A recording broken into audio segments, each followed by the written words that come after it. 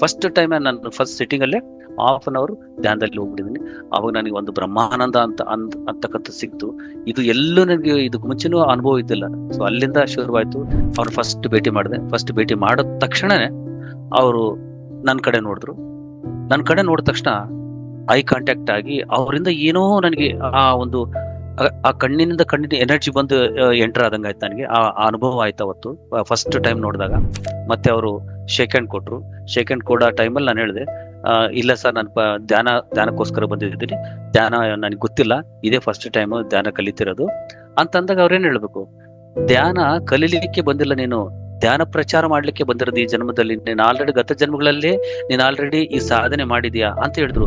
Pyramid ಅಂದ್ರೆ ಏನು, ಆ ಪಿರಮಿಡ್ ಒಳಗಡೆ ಹೀಲಿಂಗ್ ಹೆಂಗ್ ನಡೀತದೆ, ನಮ್ಮಲ್ಲಿ ಎಂಥ ಒಂದು ಕಾಯಿಲೆ ಇದ್ರೂ ಕೂಡ ಅದು ಹೀಲಿಂಗ್ ಹೆಂಗ್ ಆಗ್ತದೆ, ಆ ಪಿರಮಿಡ್ ವಾಟರ್ ಕುಡಿಯೋದ್ರಿಂದ ಏನಾಗ್ತದೆ, ಈ ಒಂದು ಸರಿ ಜೇನು ತಿನ್ನೋದ್ ನಾವು ಕಲ್ತ್ ನೋಡ್ಬಿಟ್ರೆ ಟೇಸ್ಟು ಮತ್ತೆ ಬಿಡಲ್ಲ ನಾವು, ಆ ಟೇಸ್ಟ್ ಬಿಡಲ್ಲ. ಸೊ ಆ ರೀತಿ ಧ್ಯಾನ ಯಾರಾದ್ರೂ ಕಲಿತಾರ ಫಸ್ಟ್, ಧ್ಯಾನ ಕಲಿಯೋವರೆಗೂ ಅವ್ರಿಗೆ ಗೊತ್ತಿರಲ್ಲ. ಕಲ್ತ ಮೇಲೆ ಧ್ಯಾನ ಬಿಡಕ್ ಆಗೋದಿಲ್ಲ. ಏನ್ ಬೇಕಾದ್ರೆ ಬಿಡ್ಬೋದು, ಧ್ಯಾನ ಬಿಡಕ್ ಆಗಲ್ಲ. ಅವರು ಬಂದು, ಸರ್ ನನಗೆ ಮೊದ್ಲೇ ಚೆನ್ನಾಗಿತ್ತು ಸರ್ ಸ್ಟಾರ್ಟಿಂಗ್ ಬಂದಾಗ, ಈಗ ಅನುಭವಗಳೇ ಬರ್ತಾ ಇಲ್ಲ. ಇಲ್ಲಿ ಯಾರು ಸೀನಿಯರ್ ಯಾರು ಜೂನಿಯರ್ ಎಲ್ಲ, ಸಿಂಪ್ಲಿ ಅವ್ರು ಏನ್ ಹೇಳ್ತಾ ಇದ್ರು, ಸಿಂಪ್ಲಿಸಿಟಿ ಈಸ್ ಹೈಯೆಸ್ಟ್ ಸ್ಪಿರಿಚುಯಾಲಿಟಿ ಅಂತ ಹೇಳ್ತಾ ಇದ್ರು ಪತ್ರಿಜಿ ಯಾವಾಗ್ಲು. ಯಾವ್ದನ್ನ ನಾವು ಮಾಡಿದ್ರೆ ನಮ್ಗೆ ಸಂತೋಷ, ಆನಂದ, ಬ್ರಹ್ಮಾನಂದ ನಮಗೆ ಸಿಗ್ತೋ ಅದೇ ಪರ್ಪಸ್ ಆಫ್ ಲೈಫ್. ನಮ್ಗೆ ನಿಮಗೆ ಗೊತ್ತಿದೆಯಲ್ಲೋ, ಈ ಗುರುಗಳು ನಮ್ಮ ಕರ್ಮಗಳನ್ನ ತಗೊಂತಾರ.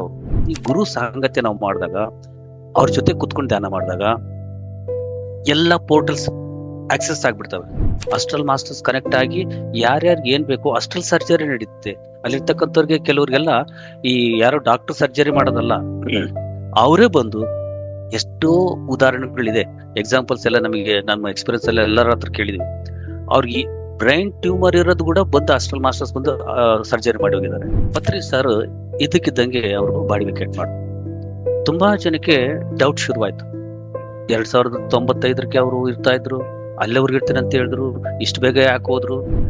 ನಾನು ಮೇಲೆ ಹೋಗಿ ಹೈಯರ್ ವರ್ಲ್ಡ್ ಅಂಡರ್ ಮೇಡ ಗ್ಯಾಲಾಕ್ಸಿ ಅಂತಿದೆ, ಅಲ್ಲಿರ್ತೀನಿ ಹೋಗಿ, ನನ್ನ ಜೊತೆಗೆ ಯಾರ್ಯಾರು ಬರ್ತಾರೆ ಕೈ ಎತ್ತಂದ್ರೆ ನಾವೆಲ್ಲ ಕೈ ಎತ್ತಿದ್ವಿ. ಅವಾಗ 2:30 ಮಧ್ಯರಾತ್ರಿ 2:30 ಎಲ್ಲ ಹುಡುಕ್ತಾ ಇದೀವಿ, ಯಾರು ಇಲ್ಲ.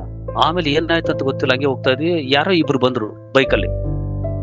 ಆ ಕತ್ತಲಲ್ಲಿ ಆ ಜಾಗದಲ್ಲಿ ಯಾರು ಬರ್ಬೇಕೋ ಗೊತ್ತಿಲ್ಲ, ಇಬ್ರು ಬೈಕಲ್ಲಿ ಬಂದ್ರು.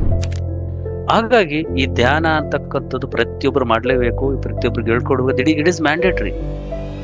ಈ ಜನ್ಮ ಇಲ್ಲ ಅಂದ್ರೆ ಮುಂದಿನ ಜನ್ಮ, ಎಷ್ಟು ಜನ್ಮ ಆದ್ರೂ ಧ್ಯಾನ ಮಾಡ್ಲೇಬೇಕು.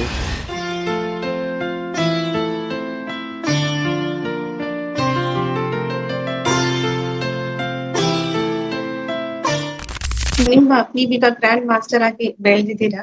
ನಿಮ್ಮ ಬಗ್ಗೆ ತುಂಬಾನೇ ವಿಷಯ ತಿಳ್ಕೋಬೇಕು ಅಂತ ತುಂಬಾ ಜನಕ್ಕೆ ತುಂಬಾ ಕುತೂಹಲನೇ ಇರುತ್ತೆ.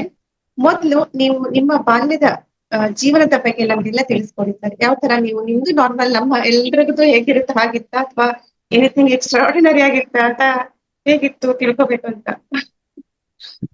ಆಕ್ಚುಲಿ ನಾವು ಬಾಲ್ಯ ಅಂದ ತಕ್ಷಣ ನಮ್ಮ ತಂದೆ ತಾಯಿಯವರು ಆಂಧ್ರದ ಮೂಲದವರು. ಅವರು ಬಳ್ಳಾರಿಗೆ ಬಂದಾಗ ನಾನು ಹುಟ್ಟಿದ್ದು ಬಳ್ಳಾರಿ ಜಿಲ್ಲೆಯಲ್ಲಿ ಒಂದು ಹಳ್ಳಿ, ವೆಂಕಟಾಪುರ ಹಳ್ಳಿನಲ್ಲಿ. ಅಲ್ಲಿ ನನ್ನ ಜನನ ಆಯ್ತು. ನಾವು ಅಂದ್ರೆ ಕರ್ನಾಟಕಕ್ಕೆ ಬಂದು ಬಾರ್ನ್ ಬ್ರಾಟಪ್ ಎಲ್ಲ ಕರ್ನಾಟಕ. ಅಲ್ಲಿ ನನ್ನ ಒಂದು ಜನನ ಅಂತಕ್ಕಂಥದ್ದು ವೆಂಕಟಾಪುರ ಅನ್ನೊಂದು ಸ್ಥಳದಲ್ಲಿ ಆಯ್ತು. ಆ ಬಾಲ್ಯದಲ್ಲಿ ಇದ್ದಾಗ್ಲೇನೆ ನಮ್ಮ ತಂದೆ ತಾಯಿಗಳು, ನಿಮ್ಗೆ ಗೊತ್ತಿರೋ ತರ ನಮ್ಮ ತಂದೆ ಹೆಸರು ಪೋರಣ್ಣ, ನಮ್ಮ ತಾಯಿ ಹೆಸರು ಅನಂತಮ್ಮ ಅಂತ. ಸೊ ಹಾಗಾಗಿ ನಾನು ಸರ್ನೇಮ್ ಇಟ್ಕೊಂಡು ತಂದೆಯವ್ರ ಹೆಸರನ್ನೇ ಇಟ್ಕೊಂಡು ಇದು ಮಾಡ್ತಾ ಇದ್ದೀನಿ. ನಾವು 3 ಜನ ಬ್ರದರ್ಸು, ಅಣ್ಣ ತಮ್ಮ 3 ಜನ. ನಾನು ಆ 3 ಜನದಲ್ಲಿ ಮತ್ತೆ 3 ಜನ ಅಕ್ಕವರು. 3 ಜನ ಅಕ್ಕವ್ರು ಆದ್ಮೇಲೆ ನಮ್ಮ ಅಣ್ಣ ಆದ್ಮೇಲೆ ನಾನು ಲಾಸ್ಟ್ಗಿಂತೂ ಎರಡನೇವನು, ಒಂದು 5ನೇವನು. ಇಷ್ಟು ನಮ್ಮ ಒಂದು ಕುಟುಂಬದ ಸದಸ್ಯರು. ಸೊ ನನ್ನ ಎಜುಕೇಶನ್ ಕೂಡ ಎಲ್ಲನೂ ಪ್ರಾಥಮಿಕ ಒಂದು ವಿದ್ಯಾಭ್ಯಾಸ ಎಲ್ಲ ಹಳ್ಳಿನಲ್ಲೇ ನಡೀತು. ಎಲ್ಲ ಕೂಡ ಒಂದು ತಾಲೂಕ್ ಲೆವೆಲ್ ಅಲ್ಲೇನೆ ನಂದು ಗ್ರಾಜುಯೇಷನ್ ವರ್ಗೂ ಅಲ್ಲೇ ನನ್ನ ಎಜುಕೇಶನ್ ಮುಗೀತು. ಆದ ನಂತರ ಮತ್ತೆ ಅವಾಗ ಚಿಕ್ಕ ವಯಸ್ಸಲ್ಲೇ ನಾನು ಅವಾಗ ನನಗೆ ಗೊತ್ತಿಲ್ಲದೆ, ನಾನು 7ನೇ ತರಗತಿ ಓದ್ಬೇಕಾದ್ರೆ ರಾಮಾಯಣ, ಮಹಾಭಾರತ, ಭಗವದ್ಗೀತೆ ಅವೆಲ್ಲ ಅವಾಗಲೇ ಓದಿದ್ದೀನಿ. ನನಗೆ ಗೊತ್ತಾಗದೆ ನಮ್ಮ ತಾತವರು ಒಂದು ಸ್ಫೂರ್ತಿಯಿಂದ ಈ ರೀತಿ ನನ್ನ ಬಾಲ್ಯ ಜೀವನ ಬೆಳ್ಕೊಂಡು ಬಂತು. ಬಟ್ ಆಟ ಅದ್ಭುತ. ಆಟ ಅಂತೂ ಗೊತ್ತು ನಿಮ್ಗೆ. ಆಟಗಳು ಏನೇನು ನಾವು ಅವಾಗ ಆಡ್ತಾ ಇದ್ವಿ, ಗೋಲಿಯಿಂದ ಹಿಡಿದು ಬುಗುರಿಯಿಂದ ಹಿಡಿದು ಎಲ್ಲಾ ಆಟಗಳನ್ನು ಕೂಡ ಇವಾಗ ಅವೆಲ್ಲ ಇಲ್ಲ ಆಡ್ಲಿಕ್ಕೆ. ಹೌದು. ನಾವು ಅಷ್ಟೆಲ್ಲ ಬಾಲ್ಯದಲ್ಲಿ ಆ ಒಂದು ಆಟಗಳನ್ನ ಆಡಿದ್ವಿ. ಚಿಕ್ಕ ವಯಸ್ಸಲ್ಲಿನೇ ಅಂತ ದೊಡ್ಡ ದೊಡ್ಡ ಗ್ರಂಥಗಳನ್ನೆಲ್ಲ ನೀವು ಓದಿದ್ದೀರಾ ನಿಮ್ಮ ತಾತನವರ ಸ್ಫೂರ್ತಿಯಿಂದ ಅಂತ ಹೇಳಿದ್ರೆ ತುಂಬಾ ಅದ್ಭುತ. ಈಗ ನಿಮ್ಮ ಲೈಫ್ ಅಲ್ಲಿ ಧ್ಯಾನದ ಪರಿಚಯ ಯಾವಾಗ ಮತ್ತೆ ಯಾರಿಂದ ಆಯ್ತು ಸರ್, ಹೇಗಾಯ್ತು? ಅಂದ್ರೆ ಧ್ಯಾನ ಅಂತ ಅಷ್ಟೇ ಎಲ್ಲರಿಗೂ ಗೊತ್ತಿರೋ ತರ, ಧ್ಯಾನ ಅಂದ್ರೆ ಇದು ಒಂದು ಆನಾಪಾನ ಸತಿ ಧ್ಯಾನ, ಉಸಿರಿನ ಮೇಲೆ ಗಮನ ಅಂತಕ್ಕಂಥದ್ದು ಯಾರಿಗೂ ಗೊತ್ತಿಲ್ಲ ಮುಂಚೆಯಿಂದ ಕೂಡ. ನಾವು ಧ್ಯಾನ ಅಂತ ಅಂದ್ರೆ ಏನ್ ಅನ್ಕೊಂಡಿದ್ರೆ ದೇವಸ್ಥಾನಕ್ಕೆ ಹೋಗೋದು, ಅಲ್ಲಿ ದೇವ್ರನ್ನ ಪೂಜೆ ಮಾಡೋದು, ಇದೇನೆ ಧ್ಯಾನ ಅನ್ಕೊಂಡಿದ್ವಿ ನಾವು ಅವಾಗೆಲ್ಲ ಮುಂಚೆ ಎಲ್ಲ. ಸೊ ಆದ್ರೆ ಇದು ಎಲ್ಲ ಬೆಳೀತಾ ನಮ್ಮ ಕುಟುಂಬದಲ್ಲೆಲ್ಲ ಕೂಡ ಒಂದು ಭಕ್ತಿ ಮಾರ್ಗದಲ್ಲಿ ಇದ್ದಾಗ ಕೂಡ ನನಗೆ ಅವ್ರ ಜೊತೆ ಹೋಗ್ತಾ ಇದ್ದೆ ಬರ್ತಾ ಇದ್ದೆ, ಆದ್ರೂ ಕೂಡ ನನಗೆ ಅಂತರ್ ಇದರಲ್ಲಿ ಅಂತರ್ಶಕ್ತಿಯಿಂದ ನನಗೆ ಇದಲ್ಲ, ನನಗೆ ಬೇಕಾಗಿರೋದು ಇದಲ್ಲ, ನಾನೇನೋ ಬೇರೆ ಒಂದು ನಾನು ಯಾರಂತ ನಾನು ಯಾರು ಅಂತ ನಾನು ತಿಳ್ಕೋಬೇಕು, ಆ ಒಂದು ಇದಕ್ಕೋಸ್ಕರ ನಾನು ಬಂದಿದ್ದೀನಿ, ಇದಲ್ಲ. ಇವರಿಂದ ಸುಮ್ಮನೆ ಹೋಗ್ತಾ ಇದ್ದೆ ದೇವಸ್ಥಾನಕ್ಕೆ, ಎಲ್ಲ ಪ್ಲೇಸಸ್ಗೆಲ್ಲ ಹೋಗ್ತಾ ಇದ್ದೆ, ಆದ್ರೆ ಆ ಇದು ನಾನು ಯಾರು ಅಂತ ತಿಳ್ಕೋಬೇಕು ಅಂತ ನಾನು ಇದು ಒಂದು ಸರ್ಚ್ ಮಾಡೋ ಸಮಯದಲ್ಲಿ ಆ ಒಂದು ಟಿವಿನಲ್ಲಿ ರಾಮಚಂದ್ರ ಗುರೂಜಿ ಅಂತ ಇದ್ದಾರೆ. ಆ ರಾಮಚಂದ್ರ ಗುರೂಜಿ ಅವರು ಗತ ಜನ್ಮ ರಹಸ್ಯ ಅಂತ ಒಂದು ಟಿವಿ ಚಾನಲ್ ಅಲ್ಲಿ ಮಾಡ್ತಾ ಇದ್ರು. ಅಂದ್ರೆ ಈ ಪ್ರತಿಯೊಬ್ಬರು ಕೂಡ ಪೂರ್ವ ಜನ್ಮದಲ್ಲಿ ಏನಾಗಿದ್ರು, ಇವಾಗಿರೋ ಸಮಸ್ಯೆ ಏನು ಅನ್ನೋದನ್ನ ಪ್ರಾಕ್ಟಿಕಲ್ ಆಗಿ ಅವರು ಆ ಟಿವಿನಲ್ಲಿ ಬರ್ತಾ ಇತ್ತು. ಸೊ ಅದನ್ನ ನೋಡಕ್ ಶುರು ಮಾಡಿದೆ. ರಾಮಚಂದ್ರ ಗುರೂಜಿ ಅಂದ್ರೆ ಅದು ರಿಯಾಲಿಟಿ. ಒಬ್ರನ್ನ ಅವರು ಟ್ರಾನ್ಸಿಗೆ ಕರ್ಕೊಂಡು ಹೋಗ್ಬಿಟ್ಟು ನೀನ್ ಯಾರು ಏನಂತ ನೋಡಿದಾಗ ಗತ ಜನ್ಮದಲ್ಲಿ ಅವರು ಯಾವ್ದೋ ಕಾಗೆ ಆಗಿದ್ರು. ಆ ಕಾಗೆ ಹೋಗಿ ಅದು ಒಂದು ಕಾಲ್ ಮುರ್ಕೊಂಡು ಬಿತ್ತು, ಇವಾಗ ಹುಟ್ಟುತ್ತಲೇ ಕಾಲಿಲ್ಲ ಅವನಿಗೆ.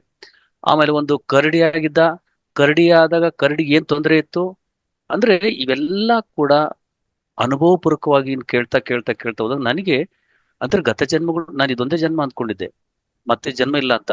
ಆ ಕ್ಷಣದಲ್ಲಿ ರಾಮಚಂದ್ರ ಗುರೂಜಿ ಅವ್ರನ್ನ ನಾನು ಭೇಟಿ ಮಾಡಿ, ಅವ್ರು ನೇರವಾಗಿ ಹೋಗಿ ಅವ್ರ ವರ್ಕ್ಶಾಪ್ ಎಲ್ಲ ಅಟೆಂಡ್ ಮಾಡಿ, ಸೊ ನಾನು ತಿಳ್ಕೊಬೇಕು, ನಾನ್ ಯಾರಂತ ನಾನು ತಿಳ್ಕೊಬೇಕು, ಈ ಗತ ಜನ್ಮಗಳು ಪೂರ್ವ ಜನ್ಮಗಳೆಲ್ಲ ತಿಳ್ಕೊಬೇಕು ಅನ್ನೋ ಒಂದು ಕುತೂಹಲ ಬಂತು ನನಗೆ.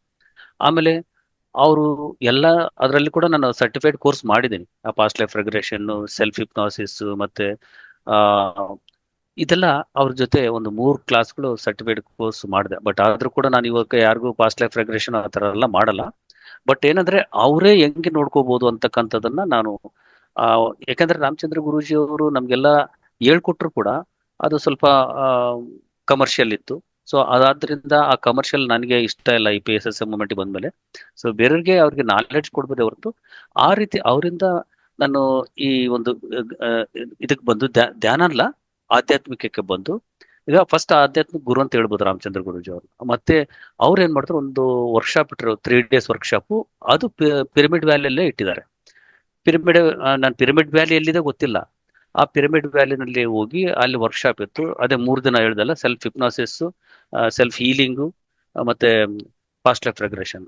3 ದಿನ ಕೋರ್ಸ್ ನಾನು ಮಾಡ್ತಾ ಮಾಡ್ತಾ ಇದ್ದಾಗ ಮಧ್ಯದಲ್ಲಿ ಗ್ಯಾಪ್ ಬಂದಾಗ ನಾನು ಹೊರಗಡೆ ಬಂದು ನೋಡಿದೆ, ಏನಿದು ಏನೋ ಒಂಥರ ಪಿರಮಿಡ್ ತರ ಇದೆ, ಏನಿದು ಅಂತ ಗೊತ್ತಾಗಿಲ್ಲ. ಮತ್ತೆ ಅಲ್ಲಿ ಹುಡ್ಕೊಂಡೋಗಿ ಆ ಪಿರಮಿಡ್ ವ್ಯಾಲಿ ಎಲ್ಲ ತಿರ್ಗಾಡಿದೆ. ಏನೋ ಒಂಥರ ಆನಂದ ಆ ತಿರುಗ್ತಾ ಇದ್ದಾಗ ಆ ಒಂದು ಪ್ರಕೃತಿಯಲ್ಲಿ. ಮತ್ತೆ ಹೋಗಿ ಅಲ್ಲಿ ಆ ಧ್ಯಾನದ ಪಿರಮಿಡ್ ಒಳಗಡೆ ಹೋದ್ಮೇಲೆ ಅವ್ರು ಯಾರು ಹೇಳ್ಕೊಟ್ರು, ಧ್ಯಾನ ಅಂದ್ರೆ ಇದು ಆನಾಪಾನಸತಿ ಧ್ಯಾನ ಅಂತಾರ, ಉಸಿರಿನ ಮೇಲೆ ಗಮನ ಅಂತ ಹೇಳಿದಾಗ ನಾನು ಹೋಗಿ ಕುತ್ಕೊಂಡಿನಿ ಮೇಡಮ್. ನನಗೆ ನನ್ನ ಲೈಫಲ್ಲೂ ಧ್ಯಾನ ಅಂದ್ರೆ ಗೊತ್ತಿಲ್ಲ. half an hour ನಾನು ಡೀಪಾಗಿ ಹೋಗ್ಬಿಟ್ಟಿದ್ದೀನಿ. ಫಸ್ಟ್ ಟೈಮ್ ನಾನು ಫಸ್ಟ್ ಸಿಟ್ಟಿಂಗ್ ಅಲ್ಲೇ half an hour ಧ್ಯಾನದಲ್ಲಿ ಹೋಗ್ಬಿಟ್ಟಿದ್ದೀನಿ. ಅವಾಗ ನನಗೆ ಒಂದು ಬ್ರಹ್ಮಾನಂದ ಅಂತಕ್ಕಂಥ ಸಿಕ್ತು. ಇದು ಎಲ್ಲೂ ನನಗೆ ಇದಕ್ಕೆ ಮುಂಚೆನೂ ಅನುಭವ ಇದ್ದಿಲ್ಲ. ಸೊ ಅಲ್ಲಿಂದ ಶುರುವಾಯ್ತು. ಧ್ಯಾನಕ್ಕೆ ಬರ್ಲಿಕ್ಕೆ ನನಗೇನು ಬೇರೆ ಯಾವುದೇ ಕಾಯಿಲೆ ಆಗ್ಲಿ ಯಾವುದೇ ಆಗ್ಲಿಲ್ಲ. ನಾನು ಸ್ವಯಂ ಪ್ರೇರಣೆಯಿಂದ ನಾನು ಈಗ ರಾಮಚಂದ್ರ ಗುರೂಜಿಗೆ ಥ್ಯಾಂಕ್ಸ್ ಹೇಳ್ಬೇಕು. ಯಾಕಂದ್ರೆ ಅವರು ಪಿರಮಿಡ್ ವ್ಯಾಲಿಗೆ ಕರ್ಕೊಂಡು ಹೋಗಿಲ್ಲ ಅಂದ್ರೆ ನಾನು ಈ PSS ಮೂಮೆಂಟ್ಗೆ ಬರ್ತಿದ್ನಿಲ್ಲೋ. ಅವರ ಮೂಲಕ ನನಗೆ ಪರಿಚಯ ಆಗಿ ಈ ಒಂದು ಧ್ಯಾನ ಅಂತಕ್ಕಂಥದ್ದು, ಆನಾಪಾನಸತಿ ಧ್ಯಾನ ಪರಿಚಯ ಆಯ್ತು ನನಗೆ. ನೋಡಿ, ನಾವೆಲ್ಲ ಮನೇಲಿ ಕುತ್ಕೊಂಡು ಇದೆಲ್ಲೋ ಫಸ್ಟ್ ಟೈಮ್ ಧ್ಯಾನ ಮಾಡಿದ್ರೆ, ನೀವು ಪಿರಮಿಡ್ ವ್ಯಾಲಿ ಇಲ್ಲಿ ಪಿರಮಿಡ್ ಅಲ್ಲೇನೆ ಕುತ್ಕೊಂಡು ಫಸ್ಟ್ ಎಕ್ಸ್ಪೀರಿಯನ್ಸ್ ನ ಪಡೆದಿದ್ದೀರಾ. ತುಂಬಾನೇ ಅದ್ಭುತವಾಗಿದೆ ಸರ್. ಓಕೆ, ಪತ್ರಿಜಿ ಅವ್ರನ್ನ ನೀವು ಫಸ್ಟ್ ಟೈಮ್ ಯಾವಾಗ ಭೇಟಿ ಆದ್ರಿ, ಮತ್ತೆ ನಿಮ್ಗೆ ಆ ಕ್ಷಣ ಹೇಗ್ ಅನ್ನಿಸ್ತು ಸರ್? ಸೊ ಎಲ್ಲರಿಗೂ ಗೊತ್ತಿರಂಗೆ ಅವ್ರ ಗುರುಗಳು ಅಂದ ತಕ್ಷಣ ಸೇಮ್ ಕಾಷಾಯ ವಸ್ತ್ರಗಳು ಎಲ್ಲರೂ ಎಕ್ಸ್ಪೆಕ್ಟ್ ಮಾಡದಂತೆ ನಾನು ಹಂಗೆ ಅನ್ಕೊಂಡಿದ್ದೆ. ಅದ್ ನೋಡ್ಕೊಂಡಾಗ ನಾನು ಪಿರಮಿಡ್ ವ್ಯಾಲಿಗೆ ಹೋದಾಗ ಅವ್ರು ಬರೀ ಕುರ್ತಾ ಹಾಕೊಂಡಿದ್ದಾರೆ, ಗಡ್ಡ ಬಿಟ್ಟಿದ್ದಾರೆ, ನಾರ್ಮಲ್ ಆಗಿದ್ದಾರೆ, ಸ್ಪೆಕ್ಟು ಹಾಕ್ತಾರೆ. ಇದೆಲ್ಲ ನೋಡಿದಾಗ ಇವ್ರೇನು ಮಾಸ್ಟರ್ ಇವ್ರೇನ್ ಗುರುಗಳು ಇವರು. ಸೊ ಸರಿ ನೋಡೋಣ ಅಂತೇಳಿ, ಯಾಕಂದ್ರೆ ಫಸ್ಟ್ ನನ್ ಪರಿಚಯ ಆಯ್ತು. ಧ್ಯಾನ ಮಾಡಿದ್ಮೇಲೆ ಪತ್ರಿಜಿ ಅವ್ರನ್ನ ನಾನು 2009ರಲ್ಲಿ ನಾನು ಧ್ಯಾನಕ್ಕೆ ಬಂದೆ. ನಾನು ಅವಾಗ್ಲೇ ಹೋಗಿ ಧ್ಯಾನ ಶುರು ಮಾಡಿದ್ದು ಪಿರಮಿಡ್ ವ್ಯಾಲಿಗೆ ಹೋಗಿ, ಅಲ್ಲಿಂದ 2009ರಲ್ಲಿ. ಸೊ ಪತ್ರಿಜಿ ಗುರುಗಳನ್ನ ಭೇಟಿ ಮಾಡಕ್ಕೆ 1 ವರ್ಷ ತಗೊಳ್ತು. ಯಾಕಂದ್ರೆ ಆ ಫ್ರೀಕ್ವೆನ್ಸಿಗೆ ನಾವು ಹೋಗ್ಬೇಕಾಗಿತ್ತೇನೋ ಗೊತ್ತಿಲ್ಲ. 2010ರಲ್ಲಿ ಗ್ಲೋಬಲ್ ಸ್ಪಿರಿಚುವಲ್ ಕಾಂಗ್ರೆಸ್ ಅಂತ ಒಂದು ಪ್ರೋಗ್ರಾಮ್ ನಡೀತಲ್ಲಿ. ಆ ಪ್ರೋಗ್ರಾಮ್ ಅಲ್ಲಿ ಫಾರಿನರ್ಸ್ ಎಲ್ಲಾ ಮಾಸ್ಟರ್ಸ್ ಕರೆಸಿದ್ರು. ಆ ಕ್ಷಣದಲ್ಲಿ ಪತ್ರಿಜಿ ಅವರು ಇದ್ರು. ಅವಾಗ ನಾನು ಫಸ್ಟ್ನೇ ಭೇಟಿ ಅಲ್ಲಿ ಪತ್ರಿಜಿ ಅವರು ಅಲ್ಲಿ ಕ್ಯಾಫೆಟೇರಿಯಾದಲ್ಲಿ ಕುತ್ಕೊಂಡಿದ್ರು. ಕ್ಯಾಫೆಟೇರಿಯಾ ಕುತ್ಕೊಂಡಿದ್ದಾರೆ. ಅವ್ರ ಸುತ್ತಲೂ ಒಂದು 10-15 ಜನ ನಿಂತ್ಕೊಂಡಿದ್ದಾರೆ. ನಾನು ಇಲ್ಲಿಂದ ಗುರುಗಳು ಎಲ್ಲಿದ್ದಾರೆ ಅಂತ ಹುಡ್ಕೊಂಡು ಹೋದ್ರೆ, ಯಾರನ್ನ ಕೇಳಿದ್ರೆ ಗುರುಗಳು ಎಲ್ಲಿದ್ದಾರೆ ಅಂದ್ರೆ ಅಲ್ಲಿದ್ದಾರೆ ನೋಡಿ ಅಂತಂದ್ರು. ನಾನು ಹುಡ್ಕೊಂಡು ಎಲ್ಲ ನೋಡ್ತಾ ಇದ್ದೀನಿ, ಸ್ಟೇಜ್ ಇಲ್ಲ, ಸ್ಟೇಜ್ ಮೇಲೆ ಚೇರು ಇಲ್ಲ, ಅವ್ರು ಕುತ್ಕೊಂಡು ಇಲ್ಲ. ಎಲ್ಲಿ ಹೋದ್ರಿ ಇವ್ರು ಅಂತ ಹಂಗೆ ಹುಡ್ಕೊಂಡು ಹೋದ್ರೆ ಯಾವ್ದೋ ಆರ್ಡಿನರಿ ಸಿಂಪಲ್ ಆಗಿರೋ ಚೇರ್ ಅಲ್ಲಿ ಕುತ್ಕೊಂಡಿದ್ದಾರೆ. ಆ ಚೇರ್ ಅಲ್ಲಿ ಕುತ್ಕೊಂಡಾಗ ಸುತ್ತಲೂ ಇವ್ರು ನಿಂತ್ಕೊಂಡಿದ್ದಾರೆ, ಮಾತಾಡ್ತಿದ್ದಾರೆ. ಅಲ್ಲಿಗೆ ಹೋಗಿ ಡೈರೆಕ್ಟ್ ನೋಡಿದ ತಕ್ಷಣ ಏನು ಅವ್ರಿಗೆ ಅಷ್ಟು ಸಿಂಪಲ್ ಆಗಿ ನೋಡಿ ನನಗೆ ಆಶ್ಚರ್ಯ ಆಯ್ತು. ಗುರುಗಳಂದ್ರೆ ಹಿಂಗೂ ಇರ್ತಾರಾ ಅಂತ ಅಂದ್ಕೊಂಡು ಅವ್ರನ್ನ ಫಸ್ಟ್ ಭೇಟಿ ಮಾಡಿದೆ. ಫಸ್ಟ್ ಭೇಟಿ ಮಾಡಿದ ತಕ್ಷಣನೇ ಅವರು ನನ್ನ ಕಡೆ ನೋಡಿದ್ರು. ನನ್ನ ಕಡೆ ನೋಡಿದ ತಕ್ಷಣ ಐ ಕಾಂಟ್ಯಾಕ್ಟ್ ಆಗಿ ಅವರಿಂದ ಏನೋ ನನಗೆ ಆ ಕಣ್ಣಿನಿಂದ ಎನರ್ಜಿ ಬಂದು ಎಂಟರ್ ಆದಂಗೆ ಆಯ್ತು ನನಗೆ. ಆ ಅನುಭವ ಆಯ್ತು ಅವತ್ತು ಫಸ್ಟ್ ಟೈಮ್ ನೋಡಿದಾಗ. ಮತ್ತೆ ಅವರು ಶೇಕ್ ಹ್ಯಾಂಡ್ ಕೊಟ್ರು.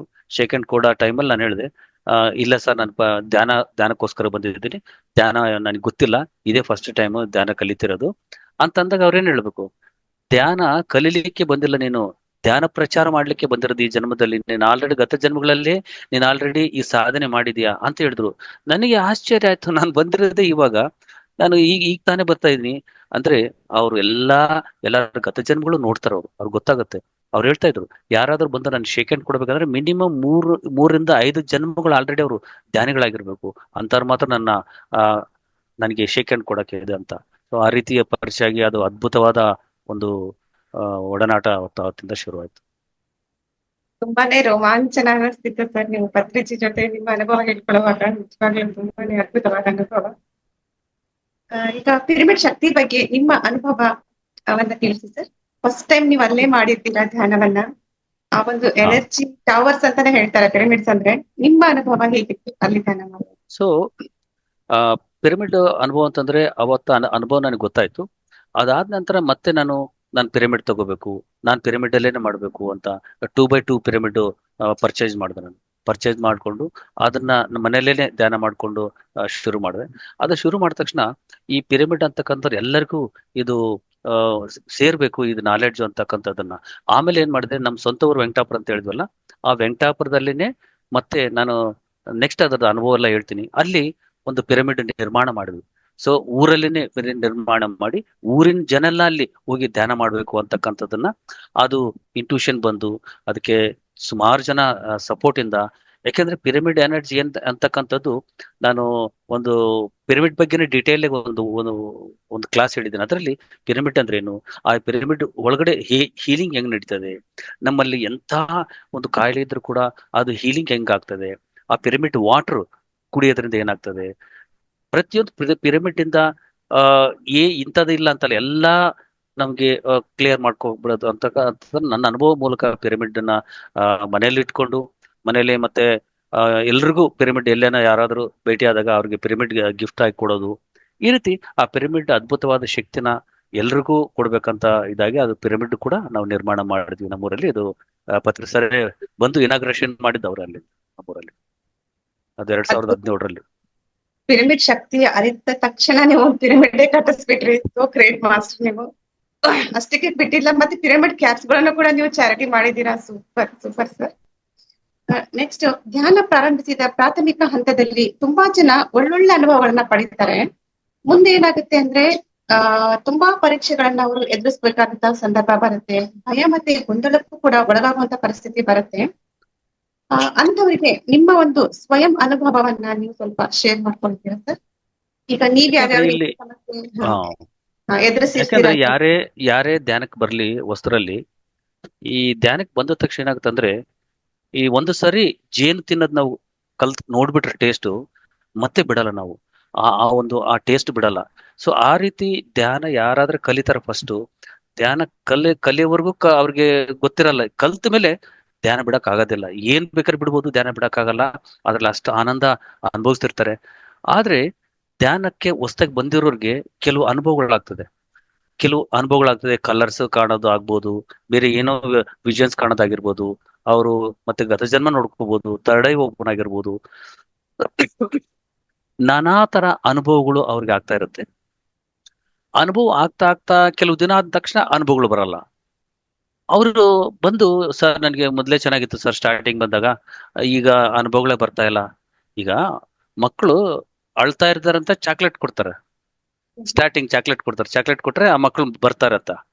ಆ ರೀತಿ ನಮ್ಗೆ ಧ್ಯಾನದಲ್ಲಿ ಕೂಡ ಕೆಲವು ಅನುಭವಗಳು ನಮ್ಗೆ ಇನ್ಸ್ಪಿರೇಷನ್ಗೋಸ್ಕರ ಅನುಭವಗಳು ಬರ್ತವೆ. ಬಂದ ತಕ್ಷಣ ಕೆಲವು ಲೆವೆಲ್ಗೆ ಹೋದ್ಮೇಲೆ ಅವು ಅನುಭವಗಳು ಬರಲ್ಲ ಅಂತಲ್ಲ, ನಮ್ಗೆ ಆಲ್ರೆಡಿ ಆ ಸ್ಥಿತಿಲಿ ಇರ್ತೀವಿ. ಅದಕ್ಕೋಸ್ಕರ ಎಕ್ಸ್ಪೆಕ್ಟೇಷನ್ ಮಾಡ್ಕೊಂಡು ನಾವ್ ಹಂಗೆ, ನನಗೆ ಅನುಭವ ಆಗಿಲ್ಲ, ಅವ್ರಿಗೆ ಅದು ಕಾಣ್ತು ಇದು ಕಾಣ್ತು, ನನಗೆ ಏನು ಕಾಣ್ತಾ ಇಲ್ಲ ಅನ್ನೋದು ಬಿಟ್ಬಿಟ್ಟು ಬರೇ ಧ್ಯಾನವಂತ ಮಾಡಿದ್ರೆ ಅದು ಅನುಭವ ಅಂತಕ್ಕಂಥದ್ದು ಫಸ್ಟ್ ಬರುತ್ತೆ, ಹೋಗುತ್ತೆ. ಅದು ನಮ್ಗೆ ಯಾವ ಕ್ಷಣದಲ್ಲಿ ಏನ್ ಬೇಕೋ ಆ ಇಂಟ್ಯೂಷನ್ ಇಂದ ನಮ್ಗೆ ಗೊತ್ತಾಗ್ತಾ ಹೋಗ್ತದೆ. ಸೊ ಇದು, ಹಾಗಾಗಿ ಧ್ಯಾನಿಗಳು ಅನುಭವ ಬಂದಿಲ್ಲ ಅಂತ ಯಾರು ದುಃಖ ಪಡೋ ಅವಶ್ಯಕತೆ ಇಲ್ಲ. ಸುಮ್ಮನೆ ಧ್ಯಾನ ಮಾಡ್ತಾ ಹೋಗಿ, ನಿಮ್ಗೆ ಏನ್ ಬರ್ಬೇಕು, ಯಾವ ಟೈಮಲ್ಲಿ ಬರ್ಬೇಕೋ ಅದು ಬರುತ್ತೆ.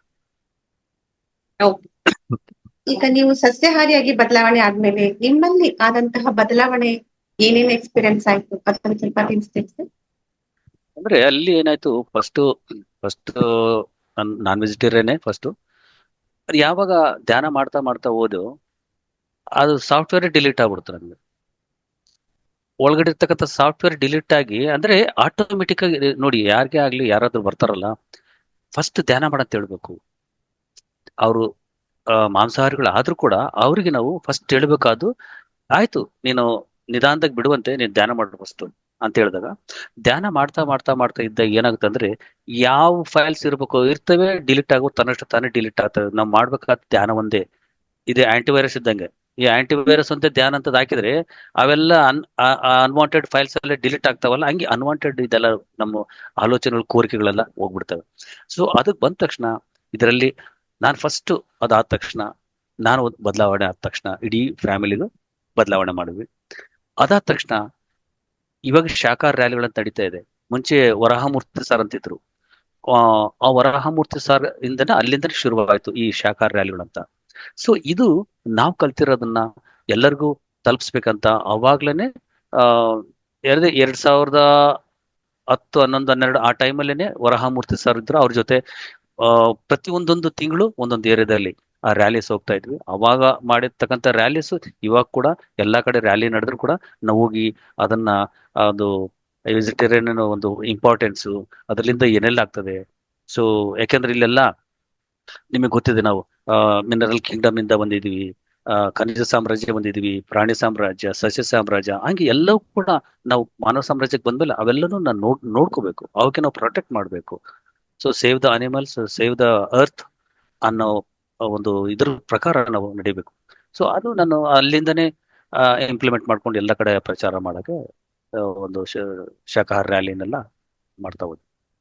ಶಾಕಾಹಾರಿ ಪ್ಯೂರ್ ವೆಜಿಟೇರಿಯನ್ ಆದ ತಕ್ಷಣ ಕೇವಲ ಪ್ರಾಣಿಗಳನ್ನೇ ಅಲ್ಲ, ಸೇವ್ ದ ಅರ್ತ್ ಒಂದು ವಾಸ್ಟ್ ಕಾನ್ಸೆಪ್ಟ್ ನ ಇಂಪ್ಲಿಮೆಂಟ್ ಮಾಡ್ಕೊಂಡ್ ಬಿಟ್ರಿ. ತುಂಬಾ ಅದ್ಭುತವಾಗಿದೆ ಸರ್ ನಿಮ್ಮ ಅನುಭವ. ನೆಕ್ಸ್ಟ್ ಪತ್ರಿಜಿ ಯಾಕಂದ್ರೆ ಅವರ. ಸೇವ್ ದ ಅರ್ಥ ಅಂತ ಯಾಕೆ ಹೇಳ್ತೇನೆ ಅಂದ್ರೆ, ಅರ್ಥ ತಾಯಿ. ಆ ತಾಯಿ ಹತ್ರನೇ ನಾವು ತಮ್ಮನ್ನ ತಂಗಿನ ಕೊಲೆ ಮಾಡ್ತಾ ಇದ್ರೆ ಸುಮ್ನೆ ಇರ್ತಾಳ ತಾಯಿ? ಹಂಗೆ ಆ ತಾಯಿ ಅರ್ಥ ಸೇವ್ ದ ಅರ್ಥ. ಅವರು ಎಲ್ಲನೂ ಬೇಕು ಅವ್ರಿಗೆ. ಹೌದು. ಪತ್ರಿಜಿ ಅವರ ಸಾಂಗತ್ಯದಲ್ಲಿ ನೀವು ಕಲ್ತ್ಕೊಂಡು ಏನೇನ್ ಇಂಪ್ಲಿಮೆಂಟ್ ಮಾಡ್ಕೊಂಡು ಆ ನಿಮ್ಮ ಲೈಫ್ ಅಲ್ಲಿ ಯಾವ ಯಾವ ಅದ್ಭುತವಾದ ಬದಲಾವಣೆಗಳಾಯ್ತು ಅದನ್ನ ಸ್ವಲ್ಪ ಎಕ್ಸ್ಪ್ಲೈನ್ ಮಾಡಿ ಸರ್. ಅವ್ರ ಸಾಂಗತ್ಯ ಸಿಕ್ಕ ನಂತರ ನನಗೆ ಅವರಿಂದ ಏನು ನಾನು ಮಾರ್ಪಾಟಾದ ಅಂದ್ರೆ, ಸಿಂಪ್ಲಿಸಿಟಿ.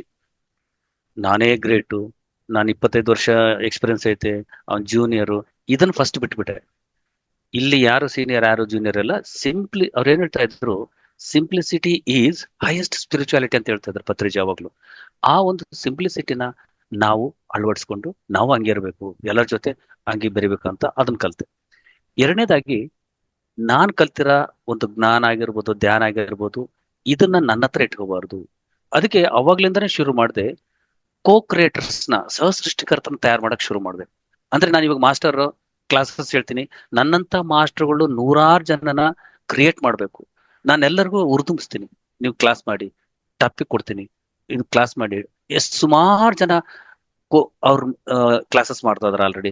ಯಾವಾಗ ನನ್ನ ಕ್ಲಾಸಲ್ಲಿ ಹ್ಯಾಂಡ್ ರೈಸ್ ಮಾಡಿರೋರ್ನ ಎಲ್ಲರನ್ನು ಕೂಡ ಮಾಸ್ಟರ್ಸ್ ಆಗಿ ತಯಾರು ಮಾಡಿ, ಈಗ ಎಲ್ಲರೂ ಕೂಡ ನನ್ನ ಹತ್ರ ಕೇಳ್ತಾರೆ, ಟಾಪಿಕ್ ಕೇಳ್ತಾರೆ, ಅದ್ರ ಬಗ್ಗೆ ಡೌಟ್ ಕೇಳ್ತಾರೆ. ಅದೆಲ್ಲ ಕೇಳ್ಬಿಟ್ಟು ಅವ್ರನ್ನು ಮಾಸ್ಟರ್ಸ್ ಆಗಿ ತಯಾರು ಮಾಡಿದ್ದೀನಿ ಇಲ್ಲಿವರೆಗೂ ಎಷ್ಟೋ ಜನ. ಸೊ ಅದು ಕೋ ಕ್ರಿಯೇಟರ್ಸ್ ನ ಮಾಡುವಂತ ಪತ್ರಿ ಸರ್ ಹೇಳಿದ್ರನ್ನ ಅದನ್ನ ಫಾಲೋ ಮಾಡಿ ನಾನು ಮಾಡ್ತಾ ಇದ್ದೀನಿ. Super sir. ನಾವು ಮಾಸ್ಟರ್ ಆಗಿ ಬರೋದಲ್ಲ, ಮತ್ತಷ್ಟು ತುಂಬಾ ಜನನ್ನ ಮಾಸ್ಟರ್ಸ್ ಆಗಿ ಧ್ಯಾನ ಹೇಳ್ಕೊಡೋದು ಮುಖ್ಯ ಅಲ್ಲ, ಅವ್ರನ್ನು ಮಾಸ್ಟರ್ಸ್ ಆಗಿ ನೀವು ಹೊರ ಹೊಮ್ಮಿಸ್ತಾ ಇದ್ದೀರಾ, ಅದ್ಭುತ ಸರ್. ಓಕೆ, ನೀವು ಧ್ಯಾನಕ್ಕೆ ಬಂದ ತಕ್ಷಣ ಕುಟುಂಬದಿಂದ ಯಾವ ರೀತಿಯ ಸಹಕಾರ ನಿಮಗೆ ದೊರೆಯಿತು, ಅಥವಾ ವಿರೋಧಾಭಾಸ ಸೃಷ್ಟಿ ಏನಾದ್ರೂ ಆಯ್ತಾ? ತುಂಬಾ ಜನ ಧ್ಯಾನಕ್ಕೆ ಬಂದ ನಂತರ ಕುಟುಂಬದಿಂದಲೇ ಸಂಕಷ್ಟವನ್ನ ಎದುರಿಸ್ತಾರೆ, ಅಂತವರಿಗೆ ನಿಮ್ಮ ಸಲಹೆ ಏನು ಸರ್? ಯಾರು ಕಷ್ಟಪಟ್ಟರು ಇವತ್ತು, ನಾನಂತೂ ಭಾರಿ ಸಂಕಷ್ಟ ಪಟ್ಬಿಟ್ಟಿದ್ದೀನಿ ಫ್ಯಾಮಿಲಿಯಿಂದ ಧ್ಯಾನಕ್ಕೆ ಬಂದ ತಕ್ಷಣ. ಯಾಕೆಂದ್ರೆ ಫಸ್ಟ್ ಧ್ಯಾನಕ್ಕೆ ನಾನು ಬಂದಾಗ ಯಾರು ಧ್ಯಾನಿಗಳಿಲ್ಲ ನಮ್ಮ ಮನೆಯಲ್ಲಿ. ನಮ್ಮ ಫ್ಯಾಮಿಲಿ ಇಲ್ಲ, ನಮ್ಮ ಯಾರೂ ಇಲ್ಲ. ಸೊ ಆ ಟೈಮಲ್ಲಿ ನಾನು ಫಸ್ಟ್ ಧ್ಯಾನಕ್ಕೆ ಬಂದಾಗ ಏನಾಯ್ತು, ಧ್ಯಾನ ಕಲ್ತೆ, ಓದೆ, ಮನೆಗೆ ಹೋಗಿ ಧ್ಯಾನ ಮಾಡ್ತಾ ಇರೋದು. ಏನಾಗುತ್ತಂದ್ರೆ ಯಾವಾಗ ಸಮಯ ಸಿಕ್ಕರೆ ಸಾಕು ಧ್ಯಾನ ಕುತ್ಕೊಂತ ಇದ್ದೆ ನಾನು. ಅದು ಕುತ್ಕೊಂಡಾಗ ಏನಾಯ್ತು, ನನ್ನ ಹೆಂಡತಿಗೆ ಇವ್ನಿಗೇನ್ ಮಾಡಕ್ ಕೆಲಸ ಇಲ್ಲ, ಏನಿಲ್ಲ, ಯಾವ ನೋಡಿದ್ರು ಕಣ್ಣು ಮುಚ್ಕೊಂಡು ಕುತ್ಕೊಂತಾನೆ ಇವನು ಅಂತ ಅವ್ರಿಗೆ ಡೌಟ್ ಬರಕ್ ಶುರು ಆಯ್ತು. ಮತ್ತೆ ನಾನು ಜಾಬ್ಗೆ ಹೋಗ್ತಿದ್ದೆ, ಕೆಲಸ ಮಾಡ್ತಾ ಇದ್ದೆ, ಕೆಲ್ಸಕ್ಕೆ ಹೋಗಿ ಬಂದು ಮಿಕ್ಕಿದ ಸಮಯನ ಧ್ಯಾನದಲ್ಲಿ ಕಳೀತಾ ಇದ್ದೆ. ಈ ರೀತಿ ಕಳಿತಾ ಕಳಿತಾ ಮನೆಯಲ್ಲಿ ಅವರು ಧ್ಯಾನ ಮಾಡ್ಬೇಡ ಅಂತ ಹೇಳಕ್ ಶುರು ಮಾಡಿದ್ರು. ಯಾಕೆ ಯಾವಾಗ ನೋಡಿದ್ರು ಕಣ್ಣು ಮುಚ್ಕೊಂಡು ಕೂತಂತ, ಒಂದು ರಾತ್ರಿಯಲ್ಲಿ ಕುತ್ಕೊಂತಾನೆ. ಅವ್ರಿಗೇನಂದ್ರೆ, ನಿಮಗೆ ಗೊತ್ತಿದೆ ಈ ಧ್ಯಾನಕ್ಕೆ ಏನ್ ಅನ್ಕೊಂಡು ಎಲ್ಲ ಹಿಮಾಲಯಕ್ಕೆ ಹೋಗ್ಬಿಟ್ರೆ, ಹೆಂಡ್ರ ಮಕ್ಕಳನ್ನ ಬಿಟ್ಟು ಹಿಮಾಲಯಕ್ಕೆ ಹೋಗ್ಬಿಟ್ರೆ ನಾವೇನ್ ಮಾಡೋದು ಇಲ್ಲಿ ಅನ್ನೋ ಭಯ ಇರ್ತದ ಕೆಲವ್ರಿಗೆ. ಅದಕ್ಕೆ ಧ್ಯಾನ ಸಪೋರ್ಟ್ ಮಾಡೋದೇ ಇಲ್ಲ ಕೆಲವರು. ಸೊ ಆ ರೀತಿ ಆ ಸಪೋರ್ಟ್ ಮಾಡ್ದಂಗೆ ಫಸ್ಟ್ ಏನ್ ಮಾಡಿದ್ರು, ನನಗೆ ಅಪೋಸ್ ಮಾಡಿದ್ರು, ಮಾಡ್ಬೇಡ, ನಿನ್ನ ಧ್ಯಾನ ಮಾಡ್ಬೇಡ, ಅದ್ರಲ್ಲಿಂದ ಏನ್ ಬರುತ್ತೆ, ಸುಮ್ಮನೆ ಕುತ್ಕೊಂಡ್ರೆ ಹೆಂಗ್ ಬರುತ್ತೆ, ಏನ್ ಬರುತ್ತೆ ನಿನ್ಗೆ ಅಂತ. ಈ ತರ ಹೇಳ್ತಾ ಹೇಳ್ತಾ ಹೇಳ್ತಾ ಲಾಸ್ಟ್ಗೆ ಆ ಧ್ಯಾನಕ್ಕೆ ಕುತ್ಕೊಂಡಾಗ್ಲೇನೆ ಮನೇಲಿ ಪಾತ್ರ ಸಾಮಾನು ಬಿಸಿ ಹಾಕೋದು, ಆ ಮಕ್ಕಳನ್ನ ಬೈಯೋದು. ಅಂದ್ರೆ ಆ ಸೌಂಡ್ ಇಂದ ನಾನು ಡಿಸ್ಟರ್ಬ್ ಆಗ್ಬೇಕು, ನಾನು ಧ್ಯಾನ ಮಾಡಬಾರ್ದು. ಆ ತರ ಡಿಸ್ಟರ್ಬೆನ್ಸ್ ಶುರುವಾಯ್ತು ಮನೆಗೆ. ಆ ತರ ಆದಾಗ ಮತ್ತೇನಾಯ್ತು, ತಿರ್ಗಾ ಮತ್ತೆ ನಮ್ಮ ಫ್ಯಾಮಿಲಿ ಮೆಂಬರ್ಸ್ನೆಲ್ಲ ಕರೆಸಿ ಎಲ್ಲರಿಗೂ ಹೇಳಿ, ಯಾವಾಗ ನೋಡಿದ್ರು ಕುತ್ಕೊಂತಾನೆ, ಬುಕ್ ಓದ್ತಾನೆ, ಏನೋ ಆಗ್ಬಿಟ್ಟಿದೆ ಇವನಿಗೆ. ನಾನ್ ಬೇರೆ ಧ್ಯಾನದಲ್ಲಿ ಕುತ್ಕೊಂಡಾಗ ಈ ಅನುಭವಗಳಾಗ್ತಿರ್ತಾವಲ್ಲ, ತಲೆ ತಿರ್ಗೋದು, ಮತ್ತೆ ಈ ಶೇಕ್ ಆಗೋದು, ಇವೆಲ್ಲ ನೋಡಿ ಇನ್ನೂ ಭಯ ಬಂದ್ಬಿಡುತ್ತೆ, ಏನೋ ಆಗಿದೆ ಇವನಿಗೆ, ಏನೋ ದೆವ್ವಗೆವು ಬಂದ್ಬಿಡುತ್ತೆ ಇವನಿಗೆ ಅನ್ನೋ ತರ. ಅದು ಮತ್ತೆ ತಿರ್ಗಾ ನಮ್ಮ ಅಕ್ಕವ್ರನ್ನ ಎಲ್ಲರನ್ನ ಕರೆಸಿ ಅವ್ರಿಗೆಲ್ಲ ಹೇಳಿ, ಈ ತರ ಫಸ್ಟ್ ಅವ್ನ ಧ್ಯಾನ ಮಾಡಿಸೋದು ಬಿಡಿಸ್ರಿ ಅಂತ ಹೇಳಿ ಅವರೆಲ್ಲ ಫೋರ್ಸ್ ಮಾಡಿ, ಮತ್ತೆ ಅವರೆಲ್ಲ ಹೇಳಿದ್ರು, ಆಯ್ತು ಬಿಡ್ತೀನಿ ಅಂತ ಹೇಳಿ ಇದ್ ಮಾಡಿದ್ರು. ಸೊ ಆದ್ರೆ ನಾನು ಮಾಡ್ತಾ ಇರ್ಬೇಕಾದ್ರೆ ಅವ್ರಿಗೆ ಗೊತ್ತಿಲ್ದಂಗೆ ಕಳ್ತನದಲ್ಲಿ ಧ್ಯಾನ ಮಾಡ್ತಾ ಇದ್ದೆ ನಾನು. ಅವ್ರು ನಿದ್ದೆ ಹೋದಾಗ ಗೊರಕೆ ಹೊಡಿತಾ ಇರ್ಬೇಕಾದ್ರೆ ನಾನು ಧ್ಯಾನ ಮಾಡೋದು. ಈ ರೀತಿ ಮಾಡ್ತಾ ಮಾಡ್ತಾ ಅವ್ರು ಒಂದ್ ದಿವಸ ನೋಡಿದ್ರು, ಇದ್ರಲ್ಲಿಂದ ಏನೋ ಇದೆ, ಅದಕ್ಕೆ ಧ್ಯಾನ ಮಾಡ್ತಾನಂತ. ಅವರು ಮತ್ತೆ ನನ್ನ ಜೊತೆ ಬಂದು ಅವರು ನನ್ನಿಂದ ಅವತ್ತು ಧ್ಯಾನ ಕಲ್ತರು. ಅವ್ರ ಜೊತೆ ಇಡೀ ಫ್ಯಾಮಿಲಿ, ಕುಟುಂಬವೇ ನಾವು ಧ್ಯಾನ ಕುಟುಂಬ ಆಯ್ತು. ಅವತ್ತಿಂದ ಇಲ್ಲಿವರೆಗೂ ಧ್ಯಾನ ಆಗಿ ನಡೀತಾ ಇದೆ. ಸೊ ಫಸ್ಟ್ ಡಿಸ್ಟರ್ಬೆನ್ಸ್ ಅನ್ನೋದು ಇರುತ್ತೆ, ಯಾರು ಭಯಪಡೋ ಅವಶ್ಯಕತೆ ಇಲ್ಲ. ಕೆಲವು ದಿನ ವೇಟ್ ಮಾಡಿ, ಎಲ್ಲರಿಗೂ ಅದು ಅವರೇ ಪ್ರಚೋದನೆ ಕೊಡ್ತಾರೆ, ಅವರೇ ಸಪೋರ್ಟ್ ಮಾಡ್ತಾರೆ. ಸೂಪರ್. ನಿಮ್ಮ ಲೈಫ್ ಪರ್ಪಸ್ ಅಂದ್ರೆ ನಿಮ್ಮ ಜೀವನದ ಉದ್ದೇಶ ಏನು ಸರ್? ಮತ್ತೆ ನೀವು ಆ ಉದ್ದೇಶವನ್ನ ಹೇಗೆ ಕಂಡ್ಕೊಂಡ್ರಿ? ಅಂದ್ರೆ ಇಲ್ಲಿ ಜೀವನದ ಉದ್ದೇಶ ಅಂದ ತಕ್ಷಣ ಪ್ರತಿಯೊಬ್ಬರಿಗೂ ಏನೋ ಅದಕ್ಕೋಸ್ಕರ ಹುಡುಕ್ತಾ ಇರ್ತಾರೆ. ನನ್ನ ಪರ್ಪಸ್ ಆಫ್ ಲೈಫ್ ಏನು, ನಾನು ಏನ್ ಮಾಡ್ಬೇಕು, ಏನ್ ಬಿಡ್ಬೇಕು ಅಂತ ಅದ್ರಲ್ಲೇ ಇದ್ದೋಗ್ಬಿಡ್ತಾರೆ. ನೋಡ್ರಿ, ಯಾವ್ದನ್ನ ನಾವು ಮಾಡಿದ್ರೆ ನಮ್ಗೆ ಸಂತೋಷ, ಆನಂದ, ಬ್ರಹ್ಮಾನಂದ ನಮಗೆ ಸಿಗ್ತತೋ ಅದೇ ಪರ್ಪಸ್ ಆಫ್ ಲೈಫ್. ನಮ್ಗೆ ನಾವು ಹುಡ್ಕೊಂಡು ಹೋಗ್ಬಾರ್ದು ಏನ್ ನನ್ನ ಪರ್ಪಸ್ ಆಫ್ ಲೈಫ್ ಅಂತ. ಯಾವ್ದೋ ಒಂದು ಕೆಲವ್ರು ಏನ್ ಮಾಡ್ತಾರೆ ಅಂದ್ರೆ ಬರೇ ರ್ಯಾಲೀಸ್ ಮಾಡ್ತಾ ಇರ್ತಾರೆ, ಅದ್ರಲ್ಲಿಂದ ಖುಷಿ ಬರ್ತಾ ಇರುತ್ತೆ, ಅದು ಪರ್ಪಸ್ ಆಫ್ ಲೈಫ್. ಕೆಲವರು ಧ್ಯಾನನೇ ಗಂಟೆಗಳು ಮಾಡ್ತಿರ್ತಾರೆ, ಅದು ಪರ್ಪಸ್ ಆಫ್ ಲೈಫ್. ಕೆಲವರು ಬುಕ್ಸ್ ಕೊಡ್ತಾ ಇರ್ತಾರೆ, ಎಲ್ಲರಿಗೂ ಸೇಲ್ ಮಾಡ್ತಾರೆ, ಕೆಲವರು ಅನ್ನದಾನ ಮಾಡ್ತಿರ್ತಾರೆ, ಹಿಂಗೆ. ಸೊ ಟೋಟಲ್ ಆಗಿ ಆಲ್ವೇಸ್ ಬಿ ಹ್ಯಾಪಿ. ನಾವು ಯಾವಾಗ್ಲೂ ಪರ್ಪಸ್ ಆಫ್ ಲೈಫ್ ಏನಂದ್ರೆ, ಏನೇ ಸಿಚುಯೇಷನ್ ಬರಲಿ, we have to face the problem. Problem ಅಂತ ನಾವು ದುಃಖ ಪಟ್ರೆ ಪ್ರಾಬ್ಲಮ್ಸ್ ಬರ್ತಾನೆ ಇರ್ತವೆ. We have to face the problem. ಅವಾಗ ನಮ್ಗೆ ಒಂದು ಹ್ಯಾಪಿನೆಸ್ ಸಿಗುತ್ತೆ, ಎನ್ಲೈಟೈನ್ಮೆಂಟ್, ಮುಕ್ತಿ, ಮೋಕ್ಷ ಅಂತಕ್ಕಂಥದ್ದು ಇವೆಲ್ಲ ನಾವು ಆ ಫೇಸ್ ಮಾಡಿದ್ಮೇಲೆನೆ. ಇದಾಗಲ್ಲ ಅದಾಗಲ್ಲ ಅಂದ್ರೆ ಅದಾಗಲ್ಲ. ಸೊ ಇದನ್ನ ಆ ತರ ಫೇಸ್ ಮಾಡ್ಬೇಕು. ಎಲ್ಲಾ ಚಾಲೆಂಜಸ್ ನಾವು ಫೇಸ್ ಮಾಡಿದಾಗ, ಅದನ್ನ ಇಗ್ನೋರ್ ಮಾಡಿದಾಗ ಅವಾಗ ನಮ್ಗೆ ಮುಕ್ತಿ, ಮೋಕ್ಷ, ಎನ್ಲೈಟೈನ್ಮೆಂಟ್ ಅಂತಕ್ಕಂಥದ್ದು ನಮ್ಗೆ ಸಿಗ್ತದೆ. ಇದು this is the purpose of life. Super sir, ತುಂಬಾನೇ ಅಚ್ಚುಕಟ್ಟಾಗಿ ತಿಳಿಸ್ಕೊಟ್ರಿ. ಏನ್ ಮಾಡೋದ್ರಿಂದ ನಮಗ್ ಸಂತೋಷ ಸಿಗುತ್ತೋ ಅದೇ ನಮ್ಮ ಲೈಫ್ ಪರ್ಪಸ್ ಅಂತ ನಾವು ಕಂಡ್ಕೋಬೇಕು. ಧ್ಯಾನ ಮಾಡ್ತಾ ಇರೋದಾ, ಅಥವಾ ಧ್ಯಾನ ಪ್ರಚಾರನ, ರ್ಯಾಲೀಸ್ ಮಾಡೋದಾ? ಧ್ಯಾನ ಯಜ್ಞಗಳನ್ನ ಮಾಡ್ತಾರೆ ಕೆಲವರು, ರ್ಯಾಲೀಸ್ ಮಾಡಲ್ಲ, ಯಾಕಂದ್ರೆ ಅದ್ರಲ್ಲಿ ಅವ್ರಿಗೆ ಹ್ಯಾಪಿನೆಸ್ ಇರುತ್ತೆ. ಇಷ್ಟೇ, ನಾವು ಇನ್ನೇನೋ ಅನ್ಕೊಂಡ್ಬಿಡ್ತೀವಿ. ಬಹಳ ಸರಳವಾದ ಉತ್ತರ ಆಗಿತ್ತು. Thank you sir. ಸಾಧಕರಿಗೆ ಗುರುವಿನ ಸಾಂಗತ್ಯ ಎಷ್ಟು ಮುಖ್ಯ ಆಗಿರುತ್ತೆ? ಪತ್ರಿಜಿಯವರ ದೇಹ ತ್ಯಾಗದ ನಂತರ ಬಂದ ಧ್ಯಾನಿಗಳಿಗೆ ನಿಮ್ಮ ಒಂದು ಸಂದೇಶ ಏನು ತಿಳಿಸಿ ಸರ್? ಓಕೆ, ಅಂದ್ರೆ ಇಲ್ಲಿ ಗುರುವಿನ ಸಾಂಗತ್ಯ ಅಂತಕ್ಕಂಥದ್ದು ಅಂದ್ರೆ ಗುರಿಯೇ ಗುರು ಅಂತಾರಲ್ಲ, ನಾವು ಆ ಗುರು ಹಿಡ್ಕೊಂಡ್ರೆ ನಮ್ ಗುರಿ ತಲುಪ್ತೀವಿ. ನಾವು ಎಲ್ಲಿಗೆ ಹೋಗ್ಬೇಕು, ಏನ್ ಮಾಡ್ಬೇಕು ಅಂತಕ್ಕಂಥದ್ದು ಗೊತ್ತಾಗ್ತದೆ. ಆ ಗುರು ಸಾಂಗತ್ಯ ಇದ್ದಾಗ ಅವ್ರು ನಮ್ಮನ್ನ ಕಷ್ಟದಿಂದ ಪಾರ್ ಮಾಡ್ತಾರೆ. ನಿಮಗೆ ಗೊತ್ತಿದೆಯಲ್ಲೋ, ಈ ಗುರುಗಳು ನಮ್ಮ ಕರ್ಮಗಳನ್ನ ತಗೊಂತಾರ. ಅವರು ನಮ್ಮನ್ನ ಕರ್ಮ ವಿಮುಕ್ತಿ ಮಾಡಿ, ನಮ್ಮನ್ನ ಎಂಟರ್ಟೈನ್ಮೆಂಟ್ ಮಾಡಿ, ಆ ಕರ್ಮಗಳನ್ನ ತಗೊಂಡು ಅವ್ರಿಗೆ, ಯಾಕೆಂದ್ರೆ ಅವ್ರಿಗೆ ಗೊತ್ತು, ನಾನು ಐ ಆಮ್ ನಾಟ್ ಬಾಡಿ, ನಾನು ಸೋಲ್ ಅಂತ ಗೊತ್ತು.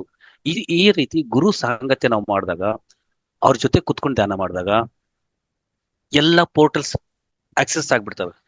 ಎಲ್ಲಾ ಯೂನಿವರ್ಸ್, ಗ್ಯಾಲಕ್ಸೀಸ್, ಓಕೆ, ಎಲ್ಲ ಕೂಡ ಓಪನ್ ಇರುತ್ತೆ. ಆ ಎನರ್ಜಿಸ್ ಅಂತಕ್ಕಂಥದ್ದು ನಾವು ನೋಡಿ, ಸೀನಿಯರ್ ಮಾಸ್ಟರ್ ಆಗಿರ್ಬೋದು, ಗುರು ಸಾಂಗತ್ಯ ಆಗಿರ್ಬೋದು, ಗುರುಗಳಾಗಿರ್ಬೋದು, ಆ ಗ್ರೂಪ್ ಮೆಡಿಟೇಷನ್ ಮಾಡ್ತಾ ಇರ್ಬೇಕಾದ್ರೆ, ಆ ಗ್ರೂಪ್ ಮೆಡಿಟೇಷನ್ ಅಲ್ಲಿ ನಾವು ಒಂದೇ ಅಸ್ಟ್ರಲ್ ಟ್ರಾವೆಲ್ ಹೋಗ್ದಂಗೆ ಟೋಟಲ್ ಎಲ್ಲರನ್ನೂ ಅಸ್ಟ್ರಲ್ ಟ್ರಾವೆಲ್ ಕರ್ಕೊಂಡೋಗಿ ಹೈಯರ್ ವರ್ಲ್ಡ್ಸ್ಗೆ ರೀಚ್ ಮಾಡಿ, ಅಂದ್ರೆ ಫ್ರೀ ಆಕ್ಸೆಸ್ ಇರುತ್ತೆ ನಮ್ಗೆ.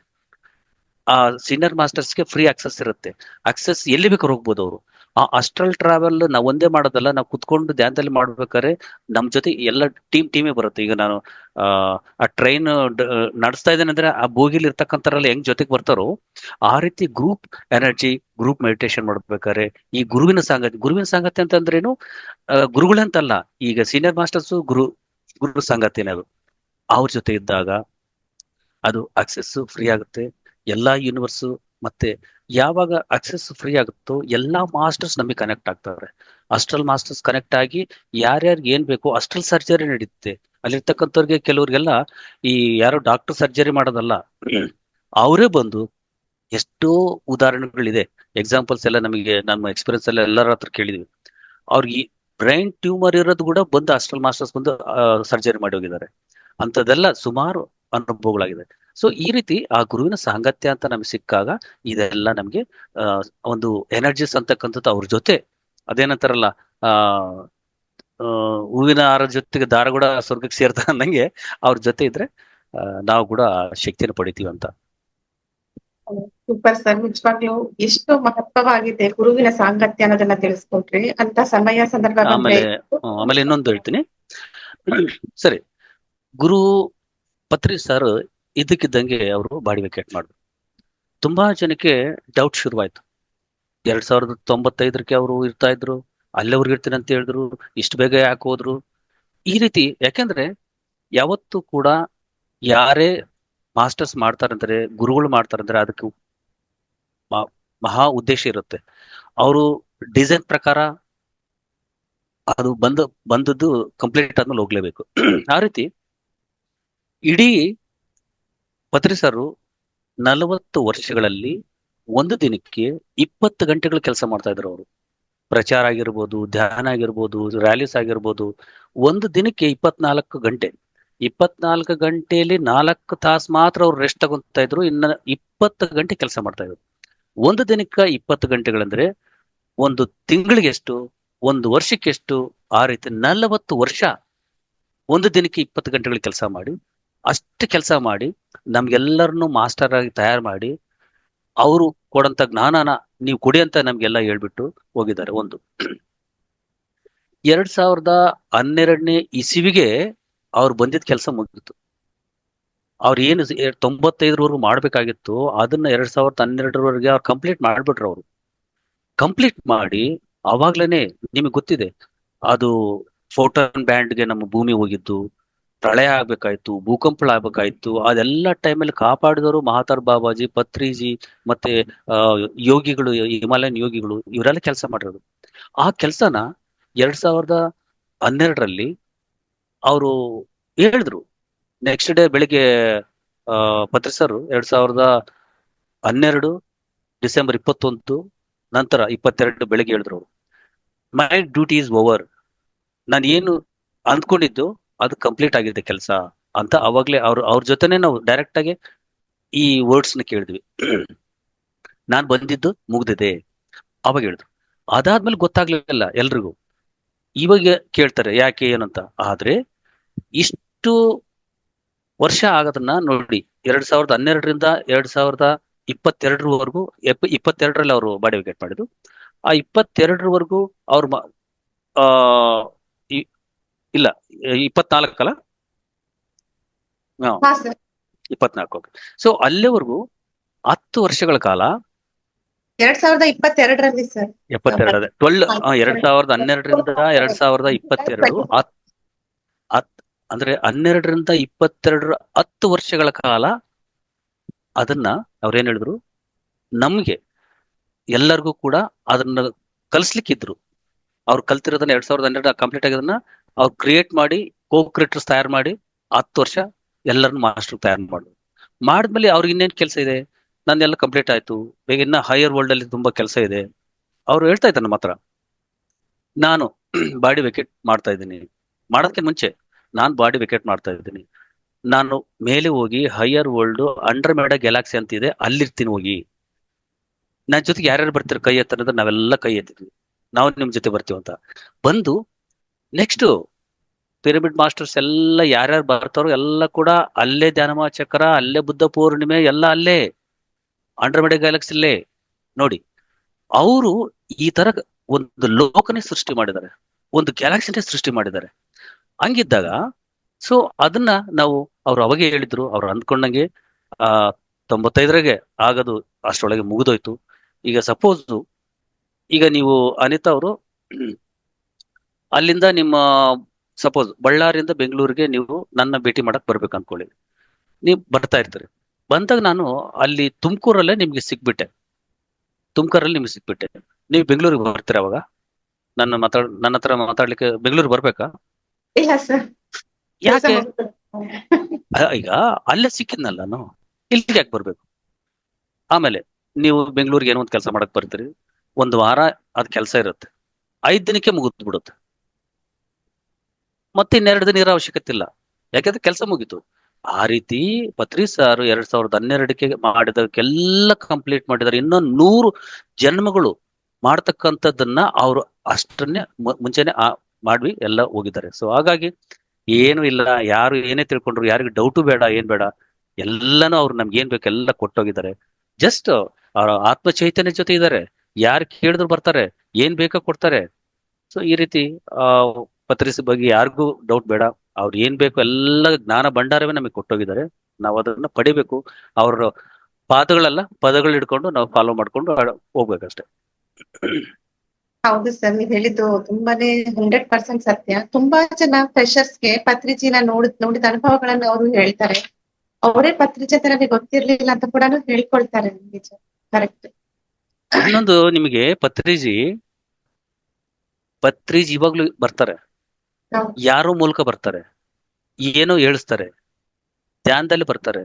ನಾವು ಕ್ಲಾಸಸ್ ಮಾಡ್ಬೇಕಾದ್ರೆ ಚಾನೆಲಿಂಗ್ ಆಗ್ತಾರೆ, ಚಾನೆಲಿಂಗ್ ಆಗಿ ಅವರೇ ಮಾತಾಡ್ಸೋದು, ನಾವಲ್ಲ. ಆಮೇಲೆ ಎಲ್ಲೋ ಫಾರ್ ಎಕ್ಸಾಂಪಲ್ ಏನಾಯ್ತಂದ್ರೆ, ನಾವು ಪತ್ರಿ ಸರ್ದು ಅಂದ್ರೆ ಬಾಡಿ ವಿಕೆಟ್ ಮಾಡಿದ್ಮೇಲೆ ಒಂದು ಧ್ಯಾನ ಮಹಾಚಕ್ರಕ್ಕೆ ಹೋಗ್ತಾ ಇರ್ಬೇಕಾದ್ರೆ ಅಲ್ಲಿ ಮಧ್ಯ ದಾರಿಯಲ್ಲಿ ನಾವು ಕಾರಲ್ಲಿ ಹೋಗ್ತಾ ಇದ್ವಿ. ಕಾರು ಬೈ ಮಿಸ್ಟೇಕ್ ಎಲ್ಲೋ ರಾಂಗ್ ರೂಟ್ಗೆ ಹೋಗ್ಬಿಟ್ಟಿದ್ವಿ ನಾವು. ಅದು ಅಲ್ಲಿಗೆ ಕಟ್ತಾಳಿಗೆ ಹೋಗೋ ರೂಟ್ ಬಿಟ್ಟು ಯಾವುದೋ ಬೇರೆ ಅಡವಿಗೆ ಹೋಗ್ಬಿಟ್ಟಿದ್ವಿ. ಅದು ಫಾರೆಸ್ಟ್ ತರ ಐತೆ, ಅಲ್ಲಿಗೆ ಹೋಗ್ಬಿಟ್ಟಿದ್ವಿ. ಹೋದ ತಕ್ಷಣ ಏನಾಯ್ತು, ಎಲ್ಲ ಹುಡುಕ್ತಾ ಇದ್ವಿ, ಲೊಕೇಶನ್ ಏನು ಸಿಗ್ತಾ ಇಲ್ಲ, ಇಂಟರ್ನೆಟ್ ಇಲ್ಲ, ಏನಿಲ್ಲ. ಆಮೇಲೆ ಏನಾಯ್ತು, ಅವಾಗ 2:30 ಮಧ್ಯರಾತ್ರಿ, 2:30 ಎಲ್ಲ ಹುಡುಕ್ತಾ ಇದೀವಿ, ಯಾರು ಇಲ್ಲ. ಆಮೇಲೆ ಏನಾಯ್ತು ಅಂತ ಗೊತ್ತಿಲ್ಲ, ಹಂಗೆ ಹೋಗ್ತಾ ಇದ್ವಿ, ಯಾರೋ ಇಬ್ರು ಬಂದ್ರು ಬೈಕಲ್ಲಿ. ಆ ಕತ್ತಲಲ್ಲಿ ಆ ಜಾಗದಲ್ಲಿ ಯಾರು ಬರ್ಬೇಕೋ ಗೊತ್ತಿಲ್ಲ, ಇಬ್ರು ಬೈಕಲ್ಲಿ ಬಂದ್ರು. ಬಂದ ತಕ್ಷಣ ಅವ್ರು ಹೇಳಿದ್ರು, ಎಲ್ಲಿಗೆ ಹೋಗ್ಬೇಕಂದ್ರೆ, ಇಲ್ಲ ಕಡ್ತಾಳಿಗೆ ಹೋಗ್ಬೇಕು, ನಮ್ಗೆ ಈ ತರ ಕನ್ಫ್ಯೂಷನ್ ಆಗಿದೆ. ಹಿಂಗ್ ಯಾಕೆ ಹೋಗ್ತಾರೆ, ಹಿಂಗ ರೈಟ್ ಹೋಗಿ ಅಲ್ಲಿ ಹೈವೇ ಸಿಗುತ್ತೆ, ನೀವು ಹಂಗ ಹೋಗಿ ಅಂತ ಹೇಳಿದ್ರು. ಹೇಳಿದ ತಕ್ಷಣ ನಾವು ರಿವರ್ಸ್ ತಗೊಂಡು ಬಂದ್ ಹಿಂಗ್ ನೋಡಿ ವಾಪಸ್ ನೋಡ್ತೀವಿ, ಅವರೇ ಕಾಣ್ತಾ ಇಲ್ಲ. ಇಬ್ರು ಬೈಕ್ ಎಲ್ಲೋಯ್ತೋ ಗೊತ್ತಿಲ್ಲ, ಅವ್ರೆಲ್ಲ ಗೊತ್ತಿಲ್ಲ. ಅಂದ್ರೆ ಆ ರೀತಿ ಪತ್ರಿ ಸರ್ ಬರ್ತಾರೆ. ಪತ್ರಿ ಸರ್ ಬಂದು ನಮ್ಗೆ ಯಾರೋ ಮೂಲಕ ಹೇಳ್ತಾರೆ. ಈಗ ನಾವೇನ್ ಅನ್ಕೊಂಡಿದ್ರೆ, ರಾಮ ಅಂದ್ರೆ ಬಿಲ್ಲು ಬಾಣ ಇಟ್ಕೊಂಡ್ರೇನೆ ರಾಮ ಅಂದ್ಕೊಂತೀವಿ. ಆ jeans pant shirt T shirt ಹಾಕೊಂಬಂದ್ರೆ ನಾವು ಕಂಡಿಡಿಯಲ್ಲ ಅವ್ರನ್ನ. ಹಂಗೆ ಪತ್ರಿ ಸರ್ ಯಾವ್ದೋ ರೂಪದಲ್ಲಿ ಬಂದು ನಮ್ಗೆ ಕಾಣ್ತಾರೆ, ನಮ್ಗೆ ಸಹಾಯ ಮಾಡಿ ಹೋಗ್ತಿರ್ತಾರೆ. ನಾಟ್ ಓನ್ಲಿ ಪತ್ರಿಜಿ, ಬಾಬಾಜಿ ಆಗಿರ್ಬೋದು, ಎಲ್ಲ ಮಾಸ್ಟರ್ಸ್ ಹಂಗ್ ಬರ್ತಾರೆ ಈ ರೀತಿ. ಓಕೆ. ಅದ್ಭುತವಾದ ಅನುಭವ ಸರ್. ಈಗ ಈ ಯುಗ ಪರಿವರ್ತನೆಯ ಸಂದರ್ಭದಲ್ಲಿ ಜನರಿಗೆ ಧ್ಯಾನದ ಅವಶ್ಯಕತೆ ಎಷ್ಟಿದೆ ಸರ್? ಪ್ರತಿಯೊಬ್ರು ಧ್ಯಾನ ಮಾಡ್ಲೇಬೇಕು. ಧ್ಯಾನ ಮಾಡಿಲ್ಲ ಅಂದ್ರೆ ಇನ್ನ 10 ಜನ್ಮ 100 ಜನ್ಮ ಆದ್ರೂ ಕೂಡ ಅವ್ನ್ ಧ್ಯಾನ ಮಾಡ್ಲೇಬೇಕು. ಯಾಕೆಂದ್ರೆ ಈ ಧ್ಯಾನ ಅಂತಕ್ಕಂಥದ್ದು ಏನು ಇವ್ರೇನ್ ಪತ್ರಿ ಸರ್ ಕಲ್ಸ್ಕೊಟ್ಟಿದ್ದಲ್ಲ, ಇನ್ನೊಬ್ರಲ್ಲ. ಯುಗ ಯುಗಗಳಿಂದ ಋಷಿ ಮುನಿಗಳು, ಯೋಗಿಗಳು ಎಲ್ಲ ಮಾಡ್ತಕ್ಕಂಥದ್ದು ಇದು. ಸೊ ಅವರೇ ನೋಡಿ, ಅವರು 80 ಪತ್ರಿ ಸರ್ ಗುರು ಸದಾನಂದ ಯೋಗಿ ಹಿಮಾಲಯದಲ್ಲೇನೆ 80 ವರ್ಷ ಧ್ಯಾನ ಮಾಡಿದಾರೆ ಅವರು. ಸದಾನಂದ ಯೋಗಿ 80 ವರ್ಷ ಅಲ್ಲೇ ಧ್ಯಾನ ಮಾಡಿ ಮತ್ತೆ ಬಂದು ಪತ್ರಿ ಸರ್ಗೋಸ್ಕರ ಕಾಯ್ಕೊಂಡಿದ್ದು. ಆಮೇಲೆ ಅವ್ರ ಬಾಡಿ ವೆಕೇಟ್ ಮಾಡೋ ಟೈಮ್ಗೆ ಅದೆಲ್ಲ ಸಪರೇಟ್ ಸ್ಟೋರಿ ಹೇಳಿದ್ರೆ ಎಷ್ಟೋ ಹಾಗೆ ಲಾಂಗ್ ಆಗುತ್ತೆ. ಯಾಕೆಂದ್ರೆ ಅವರು 168 ವರ್ಷ ಅವರು ಬಾಡಿ ವೆಕೇಟ್ ಮಾಡಿದಾಗ ಆ ಸಮಾಧಿ, ಪತ್ರಿ ಸರ್ ಹೋಗಿ ಸಮಾಧಿಯಲ್ಲಿ ಇದ್ ಮಾಡಿ, ಅದೆಲ್ಲ ಅವ್ರ ಬಗ್ಗೆ ದೊಡ್ಡ ಸ್ಟೋರಿನೇ ಇದೆ. ಅದು ನೆಕ್ಸ್ಟ್ ಹೇಳ್ಬೋದು. ಈ ರೀತಿ ಈ ಯುಗ ಪರಿವರ್ತನೆಗೆ ನೋಡು, ಅಂತವರೆಲ್ಲ ಬಂದು ಪತ್ರಿಸ್ ನುಡ್ಕೊಂಡೇ ಬಂದಿದ್ದಾರೆ. ಅವರೆಲ್ಲೋ ಇರೋರು, ಅವರು ಅರೇಬಿಕ್, ಅವರು ಅರೇಬಿಯಾದಲ್ಲಿ ಹುಟ್ಟಿರ್ತಕ್ಕಂಥವ್ರು ಬಂದು ಹಿಮಾಲಯಕ್ಕೆ ಹೋಗಿ ಮತ್ತೆ ಕರ್ನೂಲಿಗೆ ಬಂದು ಪತ್ರಿ ಸರ್ ಹುಡ್ಕೊಂಡ್ ಬಂದು ಇವ್ರನ್ನ ಬಂದು ಇವ್ರಿಗೆಲ್ಲ ಜ್ಞಾನ ಕೊಟ್ಟು ಹೋಗ್ಬಿಟ್ರು. ಸೊ ಅವರು ಇಲ್ಲಿಂದ ನಮ್ಗೆಲ್ಲ ಜ್ಞಾನ ಕೊಡ್ತಾ ಬಂದ್ರು. ಅಂದ್ರೆ ಈ ಯುಗದಲ್ಲಿ ಯುಗಗಳೆಷ್ಟೋ ಬಂದೋಯ್ತು. ಎಲ್ಲಾ ಯುಗಗಳಲ್ಲಿ ಕೃಷ್ಣ ಬಂದ, ರಾಮ ಬಂದ, ಜೀಸಸ್ ಕ್ರೈಸ್ಟ್ ಬಂದ. ಎಲ್ಲಾರು ಬಂದ್ರು, ಎಲ್ಲಾರು ಶಾಕಾರದ ಬಗ್ಗೆ ಹೇಳಿದ್ರು, ಎಲ್ಲಾ ಧ್ಯಾನದ ಹೇಳಿದ್ರು, ಅಹಿಂಸೆ ಬಗ್ಗೆ ಹೇಳಿದ್ರು. ಯಾರು ಯಾರ್ ಗಟ್ಸ್ ಇತ್ತು ಊರೂರ್ ತಿರುಗಿ ಶಾಕಾಹಾರಿ ಹೇಳ್ಬೇಕು, ರ್ಯಾಲಿ ಹೇಳ್ಬೇಕು, ಅದು ನಾನ್ ವೆಜ್ ತಿನ್ಬೇಡಿ, ಶಾಕಾಹಾರಿಗಳಾಗಿ ಅಂತ ಹೇಳೋ ಗಟ್ಸ್ ಇವ್ರು ಒಂದೇ. ಇವ್ರ ಯುಗದಲ್ಲಿನೇ ಎಲ್ರು ಸಸ್ಯಾಹಾರಿಗಳಾಗಿದ್ದು. ಇಲ್ಲಾಂದ್ರೆ ಎಲ್ಲರೂ ಸುಮ್ನೆ ಹೇಳ್ತಾ ಹೋದ್ರು, ಎಲ್ಲ ಬುಕ್ದಲ್ಲಿ ಹೇಳಿದ್ರು, ಎಲ್ಲ ಹೇಳಿದ್ರು. ಇವತ್ತು ಎಷ್ಟು ರ್ಯಾಲೀಸ್ ನಡೀತಾ ಇದೆ, ಎಷ್ಟು ಜನ ಪರಿವರ್ತನೆ ಹೊಂದಿದ್ದಾರೆ. ಸೊ ಈ ಯುಗದ ಪರಿವರ್ತನೆ ಈ ಸಸ್ಯಾಹಾರದ ಮೇಲೆ ಡಿಪೆಂಡ್ ಆಗಿದೆ. ಈ ಸಸ್ಯಾಹಾರ ಧ್ಯಾನದ ಮೇಲೆ ಡಿಪೆಂಡ್ ಆಗಿದೆ. ಯಾರು ಧ್ಯಾನಿಗಳಾಗ್ತಾರೋ, ಯಾರು ಧ್ಯಾನ ಮಾಡ್ತಾರೋ ಆವಾಗ ಶಾಕಾಹಾರಿಗಳಾಗ್ತಾರೆ. ಶಾಕಾಹಾರಿಗಳು ಆದವರು ಎಲ್ಲನೂ ಸರ್ವೇ ಜನ ಸುಖಿನೋ ಭವಂತು ಅಂತ ಎಲ್ಲರನ್ನೂ ಒಳ್ಳೆ ರೀತಿಯಲ್ಲಿ ನೋಡ್ತಾರೆ. ಈ ಯುಗದ ಪರಿವರ್ತನೆ ಪತ್ರಿಜಿ ಕಾಲದಲ್ಲೇನೆ ಯುಗದ ಪರಿವರ್ತನೆ ತುಂಬಾ ಆಗಿದೆ. ಹಾಗಾಗಿ ಈ ಧ್ಯಾನ ಅಂತಕ್ಕಂಥದ್ದು ಪ್ರತಿಯೊಬ್ಬರು ಮಾಡ್ಲೇಬೇಕು. ಪ್ರತಿಯೊಬ್ಬರಿಗೆ ಹೇಳ್ಕೊಡು ಹೋಗೋದು ಇಟ್ ಇಸ್ ಮ್ಯಾಂಡೇಟ್ರಿ. ಈ ಜನ್ಮ ಇಲ್ಲ ಅಂದ್ರೆ ಮುಂದಿನ ಜನ್ಮ, ಎಷ್ಟು ಜನ್ಮ ಆದ್ರೂ ಧ್ಯಾನ ಮಾಡ್ಲೇಬೇಕು. ಸರಿ, ಅವ್ರು ಮಾಡ್ತಾ ಇಲ್ಲ ಅಂದ್ರೆ ನಾವ್ ಏನ್ ಮಾಡಕ್ಕಾಗಲ್ಲ. ಇವಾಗೆಲ್ಲ ಇನ್ನೊಂದ್ ದಿನ ಬರ್ತಾರೆ. ಅಲೆಕ್ಸಾಂಡರ್ ಚಕ್ರವರ್ತಿ ಬಗ್ಗೆ ನಿಮ್ಗೆ ಗೊತ್ತಿದೆ. ಇಡೀ ಪ್ರಪಂಚನೇ ಗೆದ್ದ, ಎಲ್ಲಾ ದೇಶಗಳನ್ನ ಗೆದ್ಬಿಟ್ಟ. ಇನ್ನು ಎಲ್ಲ ನಾನೇ ಕಿಂಗ್ ಅಂದ, ಎಲ್ಲ ಹೋದ ನಂತರ ಅಲ್ಲಿ ಹೋಗಿ ಒಬ್ಬ ಯೋಗಿ ನೋಡ್ದ. ಯೋಗಿ ಆನಂದವಾಗಿದ್ದ, ಯಾವಾಗ್ಲೂ ಬ್ರಹ್ಮಾನಂದ ಸ್ಥಿತಿಯಲ್ಲಿದ್ದ. ಅಲ್ಲಿಗೆ ಹೋಗಿ ನೋಡಿದಾಗ ಏನ್ ಇಷ್ಟು ಖುಷಿಯಾಗಿದೆಯಲ್ಲ, ಇಷ್ಟು ಸಂತೋಷದಲ್ಲಿ ಇದೆಯಲ್ಲ, ಏನು ವಾಟ್ ಇಸ್ ಸೀಕ್ರೆಟ್ ಅಂತ ಕೇಳಿದಾಗ ಯೋಗಿ ಆಮೇಲೆ ಸುಮ್ನೆ ನಗ್ತಾ ಇದ್ದೆ, ಏನ್ ಹೇಳಿಲ್ಲ.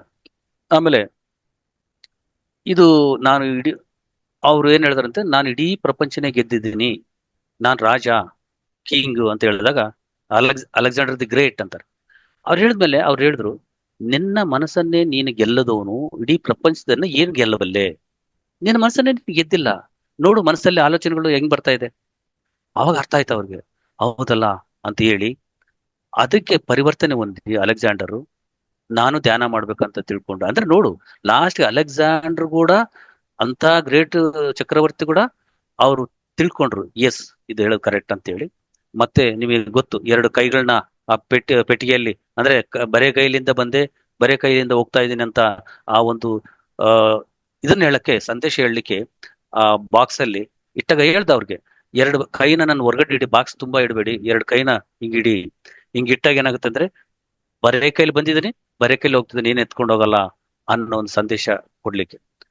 ಸೊ ಅದಾದ್ಮೇಲೆ ಅಲೆಕ್ಸಾಂಡರ್ ಕೂಡ ನೆಕ್ಸ್ಟ್ ಯಾವ್ದೋ ಒಂದು ಜನ್ಮದಲ್ಲಿ ಬಂದು ಧ್ಯಾನ ಮಾಡೇ ಅವರು ಎನ್ಲೈಟೈನ್ಮೆಂಟ್ ಆಗೋದು. ಪ್ರತಿಯೊಬ್ರು ಕೂಡ ಇಲ್ಲಿ ಯಾರಿಗೆ ಇಲ್ಲಿ ಮಾಡಿಲ್ಲ ಅಂದ್ರೆ ಏನಿಲ್ಲ, ನಾವು ಹೇಳೋದು ನಮ್ ಧರ್ಮ, ಹೇಳ್ತಾನೆ ಇರ್ಬೇಕು, ಮಾಡದೇ ಇರುವುದು ಅವ್ರ ಕರ್ಮ. ಸೊ ನಾವು ಪ್ರತಿಯೊಬ್ಬರನ್ನು ಕೂಡ ಧ್ಯಾನಿಗಳೇ ತಯಾರು ಮಾಡ್ಲೇಬೇಕು. ಇಲ್ಲಿ ಈ ಒಂದು ಧ್ಯಾನ ಅಂತಕ್ಕಂಥದ್ದು ಏನ್ ಕಷ್ಟ ಇದೆ. ನಾವೇನು ಎಲ್ಲೇನು ಹೋಗ್ಬೇಕಾ, ಮನೆ ಕುತ್ಕೊಳ್ಳಿ. ಯಾವ್ದು ಕಾಶಿಗೆ ಹೋಗೋ ಅವಶ್ಯಕತೆ ಇಲ್ಲ, ಯಾವ್ದು ವಾರಾಣಸಿಗೆ ಎಲ್ಲಿಗೆ ಹೋಗೋದು ಬೇಕಾಗಿಲ್ಲ, ಯಾವ ದೇವಸ್ಥಾನಕ್ಕೆ ಹೋಗೋದು ಬೇಕಾಗಿಲ್ಲ. ಮನೇಲಿ ಕುತ್ಕೊಂಡು ನಿಮ್ಮೊಳಗಡೆ ನೀವು ಪ್ರಯಾಣ ಮಾಡಿದಾಗ ಅವರೆಲ್ಲ ನಿಮ್ಮ ಹತ್ರ ಬರ್ತಾರೆ. ನೀವ್ ಯಾಕೆ ಹೋಗ್ತಾರೆ ಅಲ್ಲಿ ತಿರುಪತಿ ತಿಮ್ಮಪ್ಪ ಹತ್ರ ಕುತ್ಕೊಂಡು ಧ್ಯಾನ ಮಾಡ್ರಿ, ಅವರೇ ಬರ್ತಾರೆ ನಿಮ್ಮ ಹತ್ರ. ಅವರೇ ಬಂದು ಎಲ್ಲರಿಗೆ ಕಂಡಿದ್ದಾರೆ, ರಾಘವೇಂದ್ರ ಸ್ವಾಮಿ ಕಂಡಿದ್ದಾರೆ, ಮಹಾತಾರ ಬಾಬೂಜಿ ಕಂಡಿದ್ದಾರೆ. ಸೊ ಈ ರೀತಿ. ಸೊ ಯಾಕೆಂದ್ರೆ ಇವತ್ತು ನನ್ನ ಅನುಭವಗಳು ಕೂಡ ಬೇಕಾದ ಹೇಳ್ಬೋದು, ಅದಕ್ಕೆ ಸಮಯದ ಅಭಾವದಿಂದ ಮತ್ತೆ ಯಾವಾಗ ಹೇಳ್ಕೊಳ್ಳೋಣ. ಸೊ ಹಾಗಾಗಿ ಈ ಕಂಪ್ಲೀಟ್ ಆಗಿ ಇದೆಲ್ಲ ಈ ಯುಗದಲ್ಲಿ ನಾವು ಇರ್ತಕ್ಕಂಥದ್ದೇ ಅದೃಷ್ಟವಂತರು. ಪತ್ರಿಜಿ ಗುರುಗಳ ತರ ನಾವು ಇಷ್ಟು ವರ್ಷ, ಸುಮಾರು 15 ವರ್ಷ ಅವ್ರ ಜೊತೆ ಒಡನಾಟ ಇದ್ದು ಅವ್ರ ಜ್ಞಾನ ಪಡೆದು ಇವತ್ತು ಈ ಯುಗದ ಪರಿವರ್ತನೆಗೆ ಎಲ್ಲರೂ ಕೈ ಜೋಡಿಸ್ಬೇಕು. ಆ ಒಂದು ನಿಟ್ಟಿನಲ್ಲಿ ನಿಮಗೆ ಗೊತ್ತಿರೋ ತರ ಪತ್ರಿಜಿ ಸರ್ ಕೊಟ್ಟ ಸಂದೇಶದ ಪ್ರಕಾರ ಎಲ್ಲ ಅವರು ಪತ್ರಿಜಿ ಪ್ರಬೋಧನೆಗಳನ್ನ ಎಲ್ಲ ಭಾಷೆಗಳಲ್ಲೂ ಕೂಡ ನಾನು ಜೂಮ್ ಕ್ಲಾಸ್ ಅಲ್ಲಿ ಹೇಳ್ತಾ, ಮತ್ತೆ ಅವ್ರು ಹೇಳಿರ್ತಕ್ಕಂಥ ವಾಯ್ಸ್ ನಾನು ಡಬ್ಬಿಂಗ್ ಕೊಟ್ಟು, ನನ್ನ ವಾಯ್ಸ್ ಕೊಟ್ಟು ಅವ್ರ ಪತ್ರಿಜಿ ಸರ್ದು ಎಲ್ಲ ಕೂಡ ಕನ್ನಡದಲ್ಲಿ ಹೋಗ್ಬೇಕಂತ ಉದ್ದೇಶದಿಂದ ಈಗ ಆಲ್ರೆಡಿ ನಿಮಗೆ ನೋಡಿರ್ತೀರಿ, ಕೆಲವು ವಿಡಿಯೋಸ್ ಎಲ್ಲ ಮಾಡ್ತಾ ಇದ್ದೀನಿ. ಪತ್ರಿಜಿ ಸರ್ದು ವಿಡಿಯೋಸ್ ಎಲ್ಲ ಕಂಪ್ಲೀಟ್ ಕೂಡ ಅವರು ಬೇರೆ ಭಾಷೆಯಲ್ಲಿ ಹೇಳಿರೋದನ್ನ ಕನ್ನಡದಾಗ ನಾನು ಡಬ್ ಮಾಡಿ, ಅಂದ್ರೆ ಆ ಜ್ಞಾನ ಅವರೇ ಕನ್ನಡದಲ್ಲಿ ಹೇಳ್ದಂಗೆ, ನನ್ನ ವಾಯ್ಸ್ ಮೂಲಕ ಹೇಳ್ದಂಗೆ ಆ ತರ. ಅಂದ್ರೆ ಈ ಯುಗದ ಪರಿವರ್ತನೆಗೆ ನಾನೊಂದೇ ಅಲ್ಲ, ಎಲ್ರಿಗೂ ಒಬ್ಬೊಬ್ರಿಗೆ ಕೆಲಸ ಕೊಟ್ಟಿದ್ದಾರೆ. ಆ ಕೆಲಸ ಮಾಡ್ಕೊಂಡಿದ್ರು ಸಾಕು. ಎಲ್ಲರಿಗೂ ಎಲ್ಲ ಕೆಲಸ ಕೊಟ್ಟಿಲ್ಲ, ಅವರು ಒಬ್ಬೊಬ್ರಿಗೆ ಒಂದೊಂದು ಕೆಲಸ ಕೊಟ್ಟಿದ್ದಾರೆ. ಅದ್ ಮಾಡ್ತಾ ಹೋದ್ರೆ ನಾವೆಲ್ಲ ಕೂಡ ಒಂದು ಉನ್ನತ ಸ್ಥಿತಿಗೆ ಹೋಗ್ಬೋದು. ನಾವು ಒಂದು ಆತ್ಮಜ್ಞಾನ ಪಡಿತಾ ಎನ್ಲೈಟೈನ್ಮೆಂಟ್ ಸ್ಥಿತಿಗೆ ಎಲ್ಲರೂ ಹೋಗ್ಲಿಕ್ಕೆ ಕಾರಣ ಫಸ್ಟ್ ಧ್ಯಾನ ಪ್ರಾರಂಭ ಮಾಡ್ಬೇಕು, ಎಲ್ರಿಗೂ ಹೇಳ್ಕೊಡ್ಬೇಕು. Thank you so much sir. ಈ ಒಂದು ಯುಗದಲ್ಲಿ ಧ್ಯಾನ ಆಯ್ಕೆ ಅಲ್ಲ, ಅವಶ್ಯಕತೆ. ಈ ಜನ್ಮದಲ್ಲಿ ಅಲ್ಲ ಅಂದ್ರೆ ಮುಂದಿನ ಜನ್ಮದಲ್ಲಾದ್ರೂ ಬರ್ಲೇಬೇಕು, ಮತ್ತೆ ಅದ್ರ ಮುಂದಿನ ಜನ್ಮದಲ್ಲಾದ್ರೂ ಬರ್ಲೇಬೇಕು. ಯಾಕೆ ಅಷ್ಟೊಂದ್ ಜನ್ಮ, ಈಗ್ಲೇನೆ ಮಾಡಿ ಅನ್ನೋದನ್ನ ತಿಳಿಸಿಕೊಟ್ರೆ. ಅಷ್ಟೇ ಅಲ್ಲ, ನಿಮ್ಮ ಒಂದು ಅಮೂಲ್ಯವಾದ ಸೇವೆಯನ್ನ ತುಂಬಾನೇ ಕ್ರಿಯಾತ್ಮಕವಾಗಿ ಮಾಡ್ತಾ ಬರ್ತಾ ಇದ್ದೀರಾ ಅನ್ನೋದ್ರ ಬಗ್ಗೆ ಕೂಡ ತಿಳಿಸಿಕೊಟ್ಟಿದ್ದೀರಾ. ಹೇಳಿ ತುಂಬಾನೇ ಸಂತೋಷ ಆಗ್ತಾ ಇದೆ, ತುಂಬಾನೇ ಪ್ರೇರಣೆ ಸಿಕ್ಕಂಗ ಆಗ್ತಾ ಇದೆ ನಮ್ಗೆಲ್ಲ. ಇನ್ನ ಸಾಧನೆ ಮಾಡ್ಬೇಕು, ನಾವು ಕೂಡ ಒಂದು ಹೊಸ ಒಂದು ಕ್ಷೇತ್ರದಲ್ಲಿ ಧ್ಯಾನದಲ್ಲಿನೇ ಮತ್ತೆ ಏನಾದ್ರೂ ನಾವು ಮಾಡಬಹುದಲ್ಲ, ತುಂಬಾ ಜನನ ನಾವು ಕ್ರಿಯೇಟ್ ಮಾಡ್ಬೇಕಲ್ಲ ಅನ್ನುವಂತಹ ಪ್ರೇರಣೆ ನಮ್ಮೆಲ್ರಿಗೂ ಆ ತರ ಅನಿಸ್ತಾ ಇದೆ sir. Thank you so much. ನೀವು ನಮ್ಮ PMC ಬಾಗಲಕೋಟ್ ಚಾನಲ್ಗೆ ಬಂದು ನಿಮ್ಮ ಒಂದು ಅದ್ಭುತವಾದ ಅನುಭವಗಳನ್ನ ತಿಳಿಸಿಕೊಟ್ಟಿದ್ದೀರಾ, ಮತ್ತೆ ಅದ್ಭುತವಾದ ಸಂದೇಶವನ್ನ ಕೂಡ ಕೊಟ್ಟಿದ್ದೀರಾ. Thank you so much. Thank you, ಧನ್ಯವಾದಗಳು.